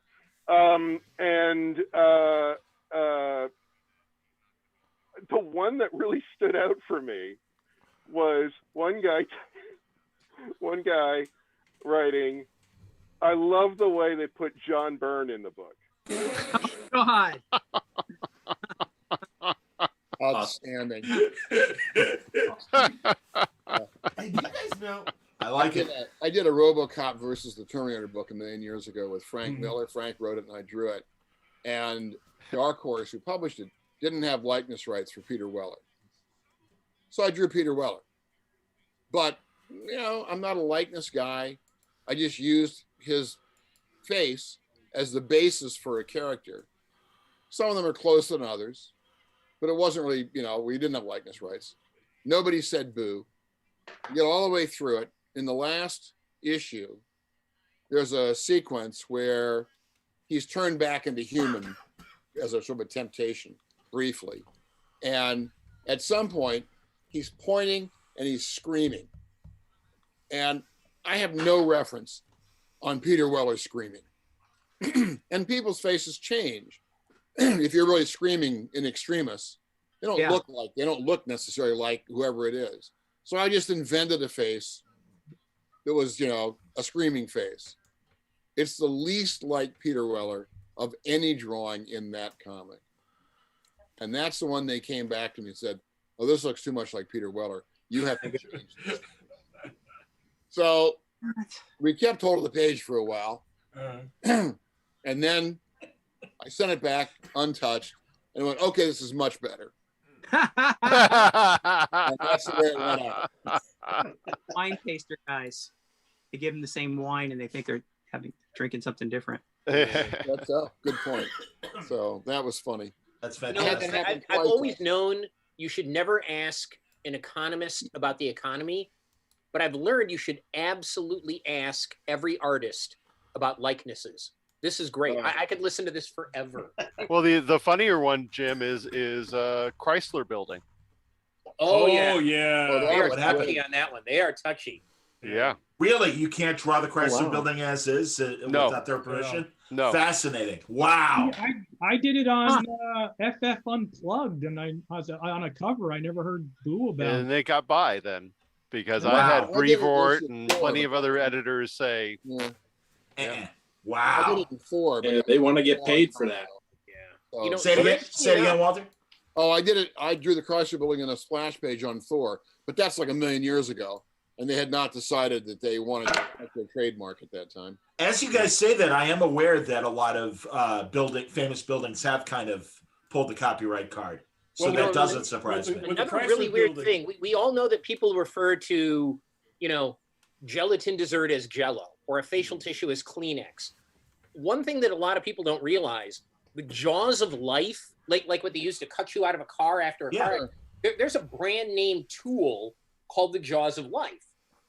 Generally speaking, it's a hydraulic cutting tool. And that company goes crazy whenever anybody refers to another product as jaws of life. But so many people just don't understand it.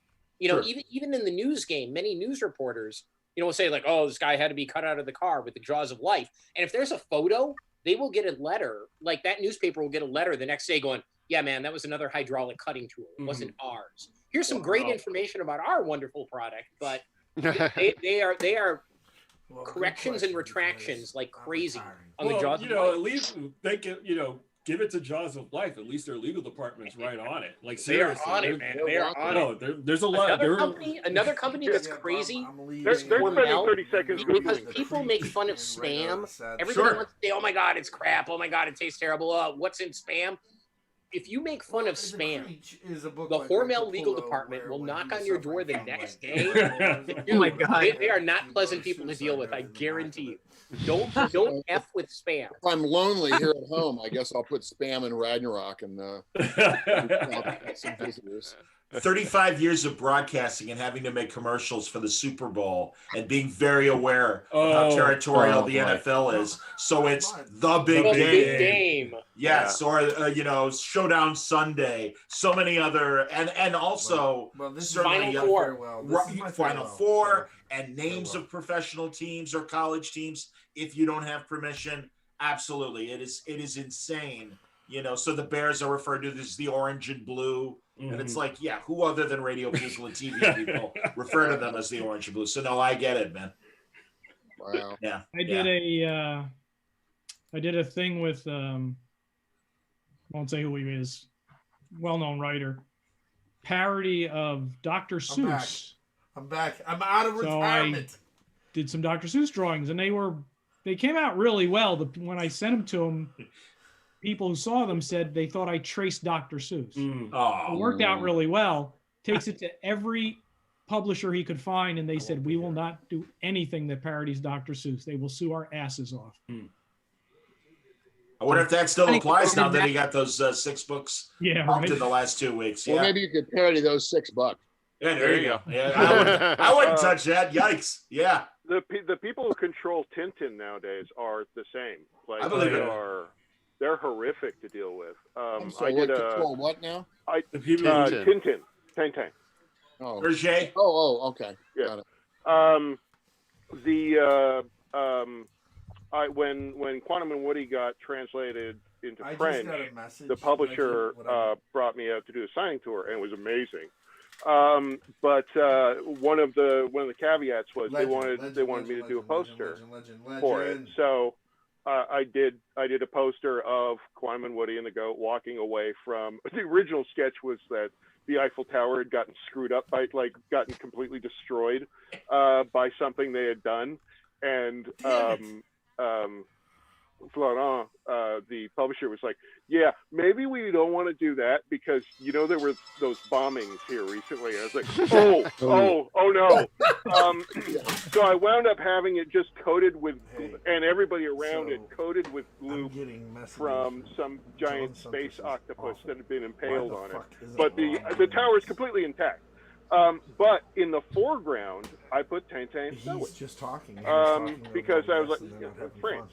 The Frenchy people, they'll love it. I mean, if I could put aesthetics in there, I would. The Belgian character, French, but whatever. Go ahead. All right. It's a Belgian character, not a French character, but go ahead. Whatever. Not whatever. I understand he spent some time in France, Dan. Egypt. At any rate. Brereton. At any rate, nobody cares. The phlegms are going to come get me. At any rate,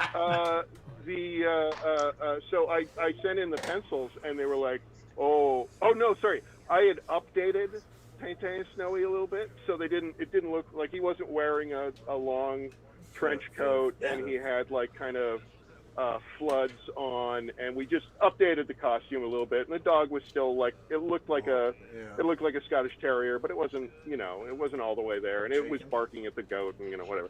And so we got it through, had it colored, they had it printed. I got there and I was talking to them about it, and I was like, yeah, and see here, right here, it's did you notice him? It's Tintin, and they were like, oh, don't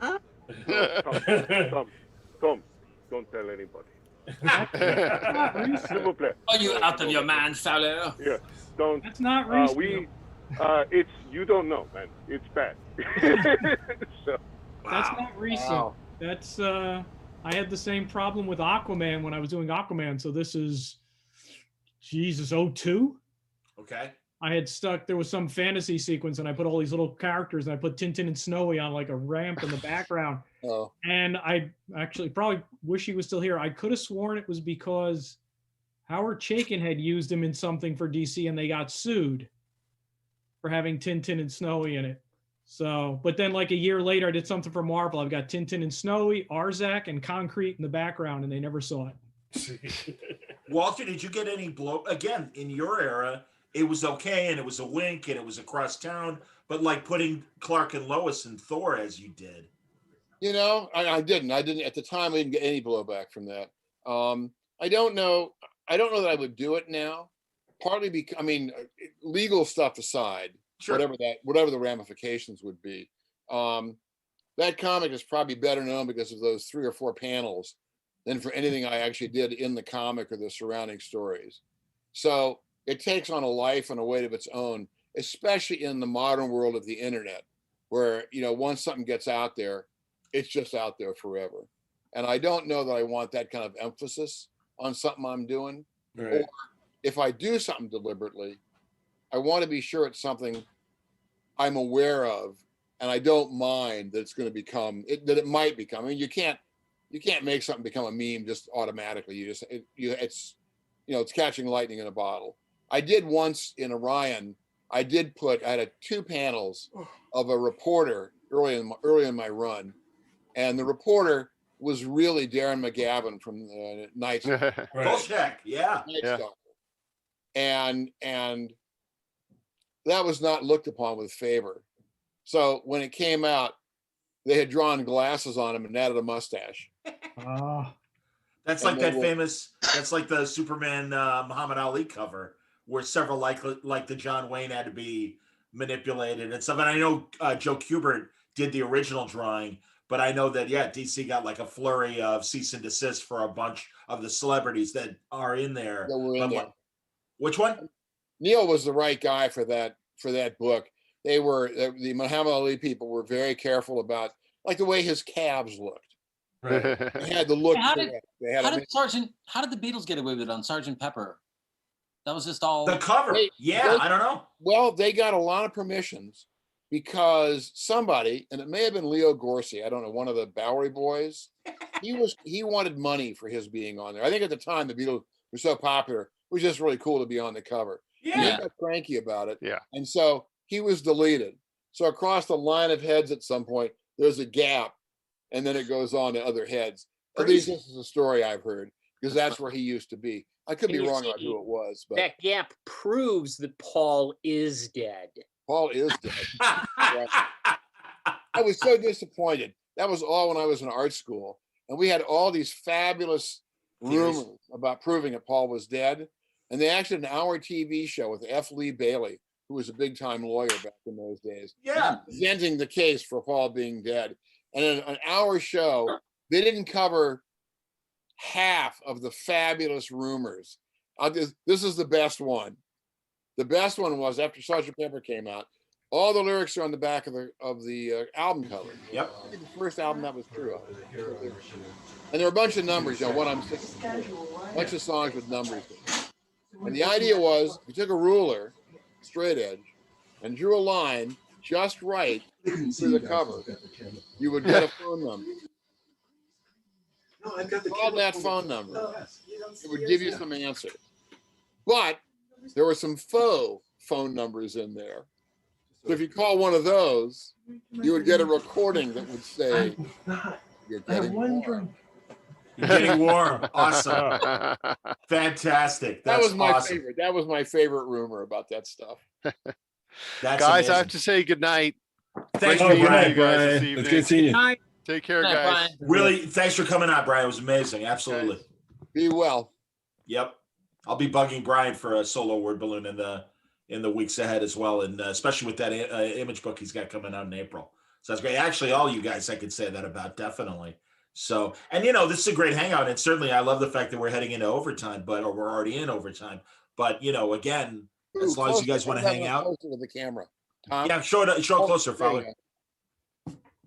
Oh, that's great. Oh, wow, Razorback. Cool. Actually, I did one time somebody's had me draw him.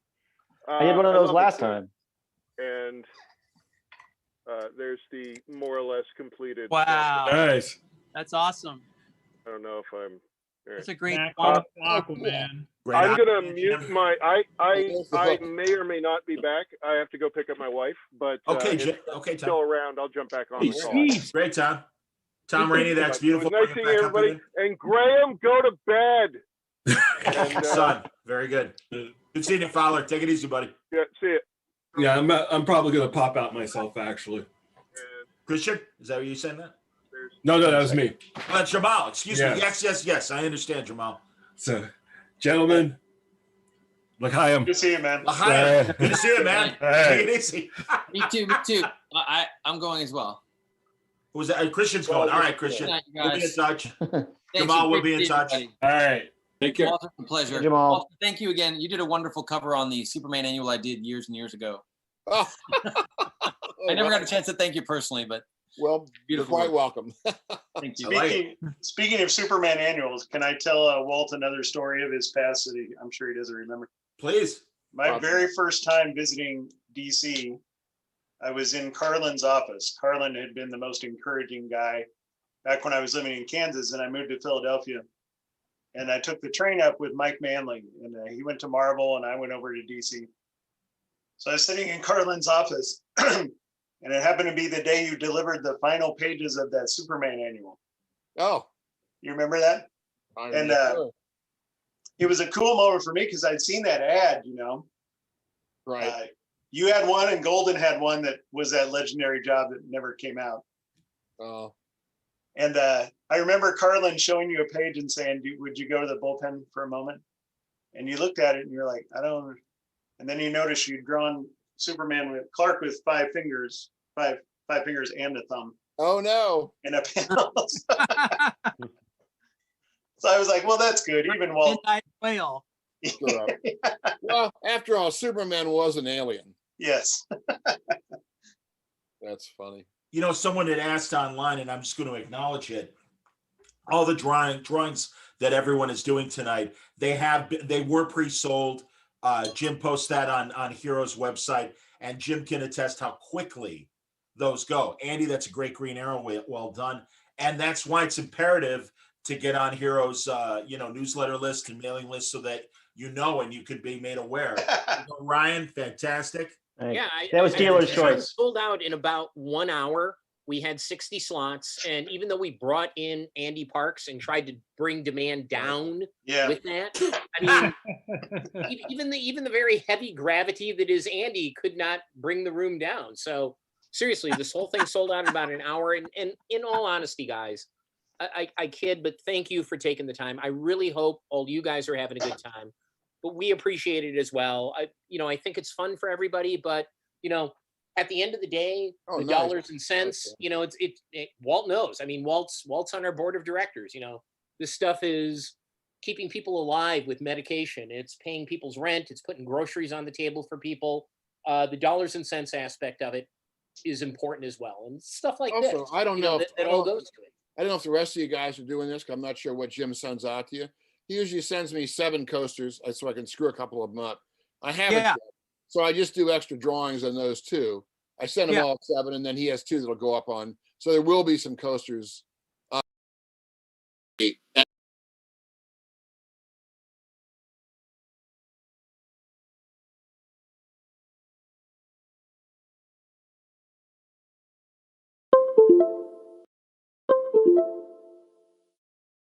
Card as well. I always do the extra ones. Yeah. So Jim, I'm assuming Hero has a dedicated eBay page or whatever. Yeah. Okay, there you go, everybody. So yeah, if you weren't able to get in on the pre-sales, then go to eBay and keep your eyes open for these extra drawings. And again, I know I'm up for it, and I know Jim's up for it, and many of these artists. I have a feeling we'll be doing a couple more of these this year before all is said and done. And, honestly, the thing that is most heartening to me is we did this with 12 guys a couple of months ago, and I think December 9 or 10 of you are repeats. And all the artists like, that was great. Let's do it again. So the fact that you guys have a good time is important, and 100%. And I think that the people viewing are enjoying watching this as well. Stories of likenesses, and even Chaykin can say proscenium arch, and we can all pretend we know what he's talking about, and stuff like that. He is literate. Yeah. Really? Proscenium arch is that's the bar that we gotta get. That's the line. Serious? Yeah. All right. Hey man, Yeah, sadly, that's where our society is right now. And yes, most of the audience, though, they can tell you who the Batman of Earth 1, Earth 2, Earth 3, Earth 57 is, but they don't know a proscenium arch. So, you know. All right. Well, maybe they should read Will Eisner's book, and you know, and he could relate these things in comic book terms. There you go. But again, hey, anytime you guys want to do it, let's do it again. We'll probably do it in 2 or 3 months because everybody seems to have a good time, and I enjoy the camaraderie as well. All right. Califiore, Walt, and Ryan Dunlavey, I know like it's the latest for you guys. Are you guys okay? I mean, obviously we're all having a great time. I'm okay. I'm here till I finish all my cards. Okay. Actually, I did finish all my cards. Jim? Oh, it's 11:30. Shit. I didn't That's know what I'm saying. Yeah. You know, and honestly, believe me, guys, and seriously, you guys have been, you know, this has been great, and I don't want to kill it, but you know, yeah, by the same token, we don't want to, you know, keep you guys up too late. And like I said earlier, I'm all wired on my coffee, so I'm fine. And the West Coast guys, it's not that big of an inconvenience. Raney, I forget where you're at. I'm in Jersey also. Okay, there you go. You're another East Coast guy. So yeah, the 4 of you guys. I'm still good. These freaking overachievers have convinced me I got to do 2 more drawings, so I'm over here working. Oh no! I think I will take off in a second. Were there any questions anybody else had for me before I'm gone? The group? If not, I'll disappear. If you have any questions, I'll be happy to answer. I'm gonna check. I'll check the peanut gallery really fast. Walter, Walter, Yeah. what are you working on right now? I'm sorry. What am I doing right now? Not these, but comics and Yeah. work.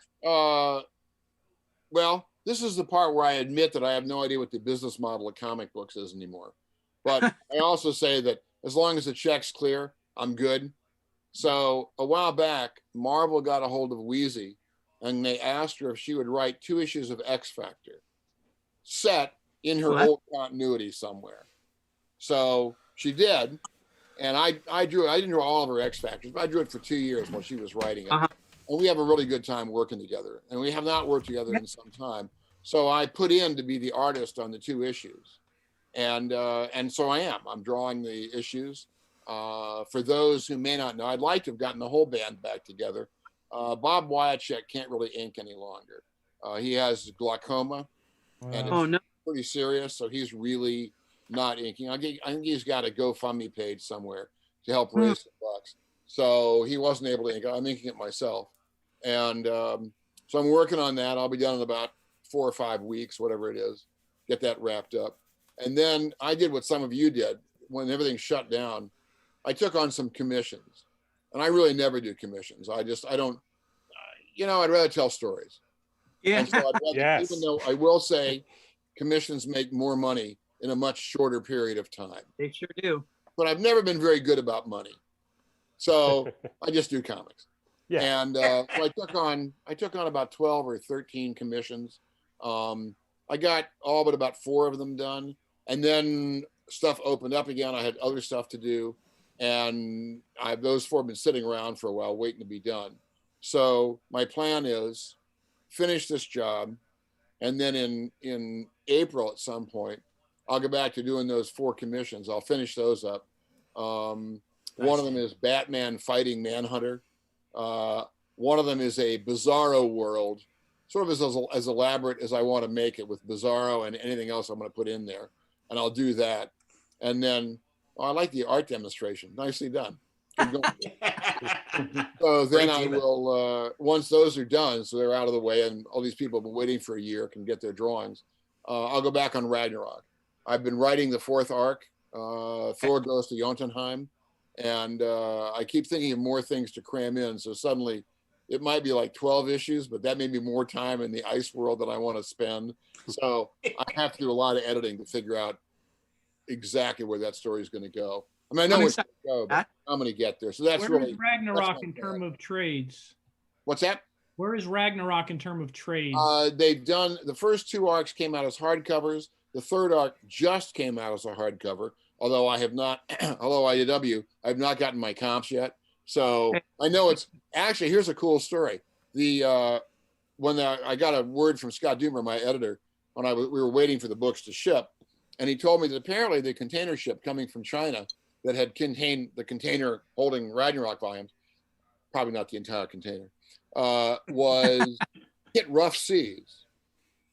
And as a result, it shed some of its containers. Oh, wow! And there are containers on the ocean floor. This is not a unique situation. Yeah. And so the ship turned around, went back to China. I presume they tied everything down better and looked at the weather report more carefully, or whatever they had to do, and shipped them back. And as a result, I wasn't sure if the book was going to come out on time. But when the day came a couple of weeks ago, when it came out, I got comments on the web, on Twitter, and places like that from people who had bought their copy, were happy with it. So I know they're out there. Good. That's so the 3 arcs that I've done are all available. Well, I don't know if they're still in print. They were all available in hardcover. The first one came out as a trade paperback. The second one has not. And I don't know if there are plans to do that or not. But they have all been collected so far. So I presume that'll continue while I'm doing it. So outstanding, man. They're out there somewhere. But I have no copies to send anybody. It's a great book. I love that book. Oh, well, thank you. Yeah, it really is. Yeah, whenever it first came, it's still exciting, but it was really exciting when it first came out to see you back on Thor and doing it your way. It's just amazing. 100%, absolutely. It's a little grimmer than my old stuff. Yeah, that's what's so great about it. Right, man. Yeah. No filter, absolutely. Although I do have the squirrel to kind of lighten things up. I find Ratatusk, he wasn't even going to be a regular character. I needed to use him for a bit to explain why Thor was still alive or whatever he is. And but he ended up being kind of a smart mouth and a nice counterbalance to Thor. Oh, great. So I've kept him around, and it's like all the problems when you have as a writer. If you've got a solo character running around, you got to have somebody for him to talk to. Yep. Or a lot of internal soliloquies. And it was easier. Isn't that why Robin? What's that? Right. That's why. Isn't that why we have Robin? Yep. So far, I've got, and I like as usual books I've written like Thor in the old days or the FF. I already have more ideas than I'll ever be able to put in the comic, even though I was starting like 20 years ago. You just have to read through them and find the ones you like and try and stick them in somehow. And ideas will pop. I just had a thought about Ratatusk, about the squirrel the other day that occurred to me about a little bit of his origin. So I had you've learned, I'm sure everybody here has learned this. If you don't sit down and write the idea down almost immediately, it's like a dream. It just goes away an hour. You're thinking, oh, how can I forget this idea? It's fabulous. But I got to go mow the lawn. When you come back in 2 hours, you're going, crap. It would involve pizza and paper clips, and it's just gone. So I came into the studio and promptly wrote it. And so at least I don't know if I'll ever use it, but I have the idea. So that'll be the next long term. That'll take a year to do that book, the next arc at least. So I'll be working on that for a while. We'll be waiting. That's fantastic to hear, man. Fun to do. Absolutely. I'm just sorry I can't get it out faster, but I'm old and I'm much slower than I used to be. I'm sorry. But it's so great that you still want to story tell, Walter, because so many other guys are just doing covers or whatever. And again, as a fan, be so much richer if I just did the damn commissions.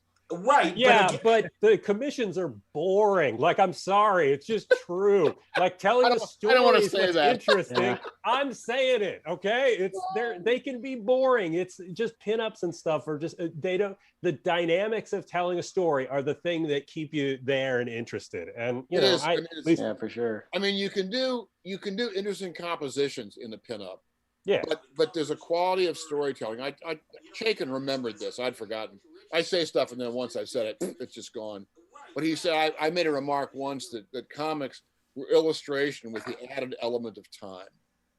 And I find actually that the time element is what makes comics interesting for me, and how you break it down, how you parse out your time in a way that makes sense in the story. So it's one of the things where Archie Goodwin, my first new Archie, he had all the Japanese editions of Lone Wolf and Cub. Or editions, volumes, like 23 or 24 volumes, whatever that was. And I wasn't wowed by it at the time. I mean, I looked at it, I thought it was nice, but I couldn't really read it, obviously. And so it didn't really grab me. And then when Dark Horse began putting them out, initially in larger, Dark Horse, a larger format. First Comics did them as comics first, and then Dark Horse did the small omnibus. They did the small things and did the entire series. And I was completely blown away by the way they manipulated time in that comic, where they would stretch out moments they had plenty of pages, but they would stretch moments out. They weren't quite slow motion, but they were really every second, every beat was important. Or they would collapse stuff and do something fast. And I thought that was, being able to read it made all the difference for me to be able to see what those guys were doing. Yeah. And so that's the stuff I love. I still think Lone Wolf and Cub is peerless for that storytelling and for content.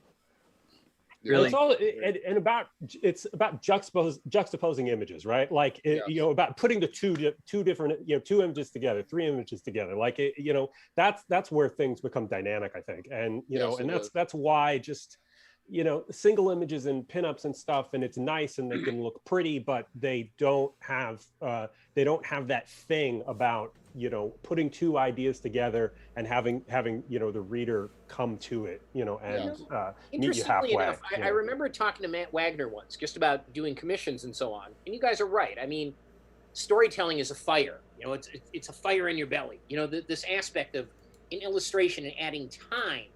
You're adding something to that and telling a story. But I remember Matt Wagner once saying he rarely takes commissions because he only has so much time on Earth. And he doesn't want to spend his time just doing one thing for one person that might be hanging on somebody's wall. He wants his art to be seen by everybody, and he wants to tell a story.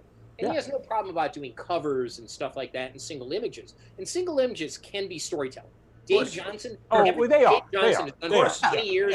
That motherfucker tells an entire story in one image. But Wagner's take was way more on commissions. It's like, man, I've only got so much time. I want to reach as many people as possible. A commission, I'm really only reaching one dude. I want to reach, thousands of people, a million people. Then from now on, I'm going to use the Matt Wagner excuse for why I don't like doing commissions. There you go. That'll work too. Here's the best part. You have 18 different excuses and they're all right. Mark Schultz said the same thing. We were sitting in the green room at a convention with Rick Remender. And Mark's like, I want to do this, I want to do that, and I want to do it before I can't do it anymore. And I know Mark is younger than Walter and older than some of us all. And Rick wanted to assure, he's like, Mark, you're not old. And I'm like, no. And again, I'm in my 50s. I'm like, he just knows the clock's run. Yeah. That's all Mark is saying. And it's like, let's get the shit we want to do done before we really can't do it anymore. So I absolutely respect that. And I think that's really great. Tell that to at this point, and at every point, really, every day is a gift. So you just take those days, and if you can use them and do something great with them, you should do it now while you can. Sure. And yet we still all have that day where I was going to say. I think with that, I'm going to get out of here. All right, Walter, fantastic. You guys be able to hang out. I can't wait. We can do this in person at a convention someday. Fingers crossed, Walter. Absolutely. All the best to Louise. All right, you guys be good. Take care, man. Great to see you. Oh, there we are. There's the word leave. I'm good. Take care. See you, Walter. Oh, my God. That's fantastic. Jesus. Hilarious. And again, so Jim, forgive me, what were you going to say as Walter was leaving? No, I just said there's still, even though time is fleeting, there's still those days where we can't do anything. And we just sit on the couch because we can't get the pencil in our hand just because it's not coming. That's interesting. Walter's frozen. That's fantastic. I assume that eventually it'll drop off. So it's such a flattering freeze frame because I don't walk in the world that you guys do. So I can understand, I think, on an intellectual level, but I can never get on a visceral level how frustrating it is. Like Joe Quesada will say, some days, doesn't matter what you can do, you can't make two eyes line up. And you feel like you're 8 fucking years old again. And, when he talks about that, I can hear the frustration in his voice. And he says, that just becomes a day where it's like, fine, do laundry, and hit the board again the next day. But you have to charge your batteries. Bingo. And Joe always says there's he puts it in plant terms. It's like there's green days and there's brown days. There's days the plant is growing and days where the plant, is just going to die. So again, those brown days, that's where you go to the grocery store. That's where you do your laundry. Hit the board again the next day, try it again. But I always go for the crudest possible euphemism I can. I call them mental douche days. Hey, whatever works for you. Clean out that brain. want to acknowledge for everyone watching, Ryan Dunlavey seems to have left us, and thank you, Ryan, for your contributions tonight. Always great stuff. And really, guys, honestly, viewers and listeners and the group here, the comic book history of animation is just outstanding. He and Fred have found this niche of almost doing comic book documentaries that I just think they're incredible, and really they're a lot of fun. And that's why I was so happy to involve Ryan in the last 2 Drink and Draws and reach out to him. And his stuff's amazing. So. All right, John, I think I got to go. All right, Gabe. Guys. That's a great demon, Dan, and you've been awesome. flashing great stuff. Do you guys want to flash stuff? We can wrap up, guys. I mean, again. Yeah, I'm going to roll 2. Okay. For the last one. It's that time. I can call it. About Venom is all the black. That's an amazing, absolutely, Jim. That's beautiful. Andy, that's great. I did a Wonder Woman. It was supposed to be a George Perez era Wonder Woman. I don't know what the hell that means, so I made her hair big. Looks good. As much hair as possible. You can never go wrong. And when I did flowing curls everywhere. Madman. I thought that was Madman. That's awesome. I saw you drawing it earlier. Yeah. That's excellent. You know, when Walter was talking about not being able to create a meme, I remember when he and John Byrne were working on Wonder Woman, and they cut Wonder Woman's hair short. And that was a news story for like 3 days and hit the major news websites and stuff. And I remember talking to Walter on Word Balloon about that. He's like, "Isn't that weird?" And I'm like, "Yeah." I'm like, you know. So that's all right. Well, it's been a long work week for me, so I'm going to take off. Gabe, thank you as always. The Word Balloon audience looks forward to Outer Limits next week. Thank you very much. Yes, hopefully. I hope to join you guys again someday. I'm going to bed at 11 these days. It's terrible. Yeah, you should. Yeah, you gotta come back on the show, and hopefully it won't crash and burn the way it did last night. Yeah, that never happened when I was on. Damn it. No, we understand. Take it easy, Gabe. Thanks. Good See night. you guys. Thanks a lot for doing it, man. Take care. And Jim, take care. Thank you very much. All right. Tom, I don't know if you guys want to wrap up. All right, let's just wrap up then, guys. Absolutely, it's okay. Really, guys, and I know Jim can obviously thank you as well. Can't say enough how great the conversation was tonight. Again, look at all the Brereton art there. That's amazing stuff. And reminding everybody again to look for the extras on Hero Initiative's website. See, that thing turned out great, man. You showed us your Bronze Age reference that you were using, or maybe Silver Age. While Howard was telling a story, I did another Uhura just from kind of like memory. And it actually looks better than the first one. I think they're both great. They are. So, and again, everyone, support the Hero Initiative. Obviously, we thank the people that pre-bought all these great sketches. But remember, we don't have conventions right now, and that's a massive 80% portion of the funding for the Hero Initiative. A fantastic organization that really helps out freelance creators who don't have a 401k, who don't have a safety net as some employers provide. And that's why it's great that Jim and company came up with the idea of keeping these events going with these online drink and draws. HeroInitiative.org. And Jim, I'll let you sell what I did just in this public service message for Hero. Dude, I think you hit the nail on the head. And I very often tell people, for anybody watching this, people always ask, what can I do? What can I do? And I know it sounds flippant, but I say $10. Send us $10. It's the easiest thing to do. And, very often people say, hey, I got a great fundraiser idea. If you do this, and then this, and then this, and add this, and if you get Dan Brereton to do this, then it could be something. But you saying that links to change. What's that? You mentioned me because that's what I'm always doing. I'm always there. You go. There, and you're good at it. And you know what? Some of these things work, but very often it's 6 links in a chain. It just gets down to making $10. So when people ask, hey, what can I do to help Hero? I say, give us $10. And $10. If it makes you feel good, and I hope it does, and it's helping somebody else, and it does, everybody's a winner. $10. $10. There you go. Absolutely. I like that. That's the new campaign. Absolutely. I will be in touch with all of you, and in fact, even Jim, if Jim wants to come on a Word Balloon, and we can talk war stories as well. But Jim McLaughlin. But Califiore, absolutely. Want to talk to you with what you got going on. Raney, want to talk Green Lantern with you. So that'd be great. Andy and Dan know that they're regulars on Word Balloon and are always welcome to come back with whatever's new. So that's terrific. Appreciate it. And thanks for everyone for watching. This was terrific. We really appreciate the support. And, more Great War Balloon Live coming next week. But again, Mainframe has a bunch of events in the hopper. I know that Hero does as well. So look to the skies, and we'll let everybody know what the next big event is. But thanks for hanging out tonight. I hope we made your Friday evening that much easier. Stay safe, stay happy.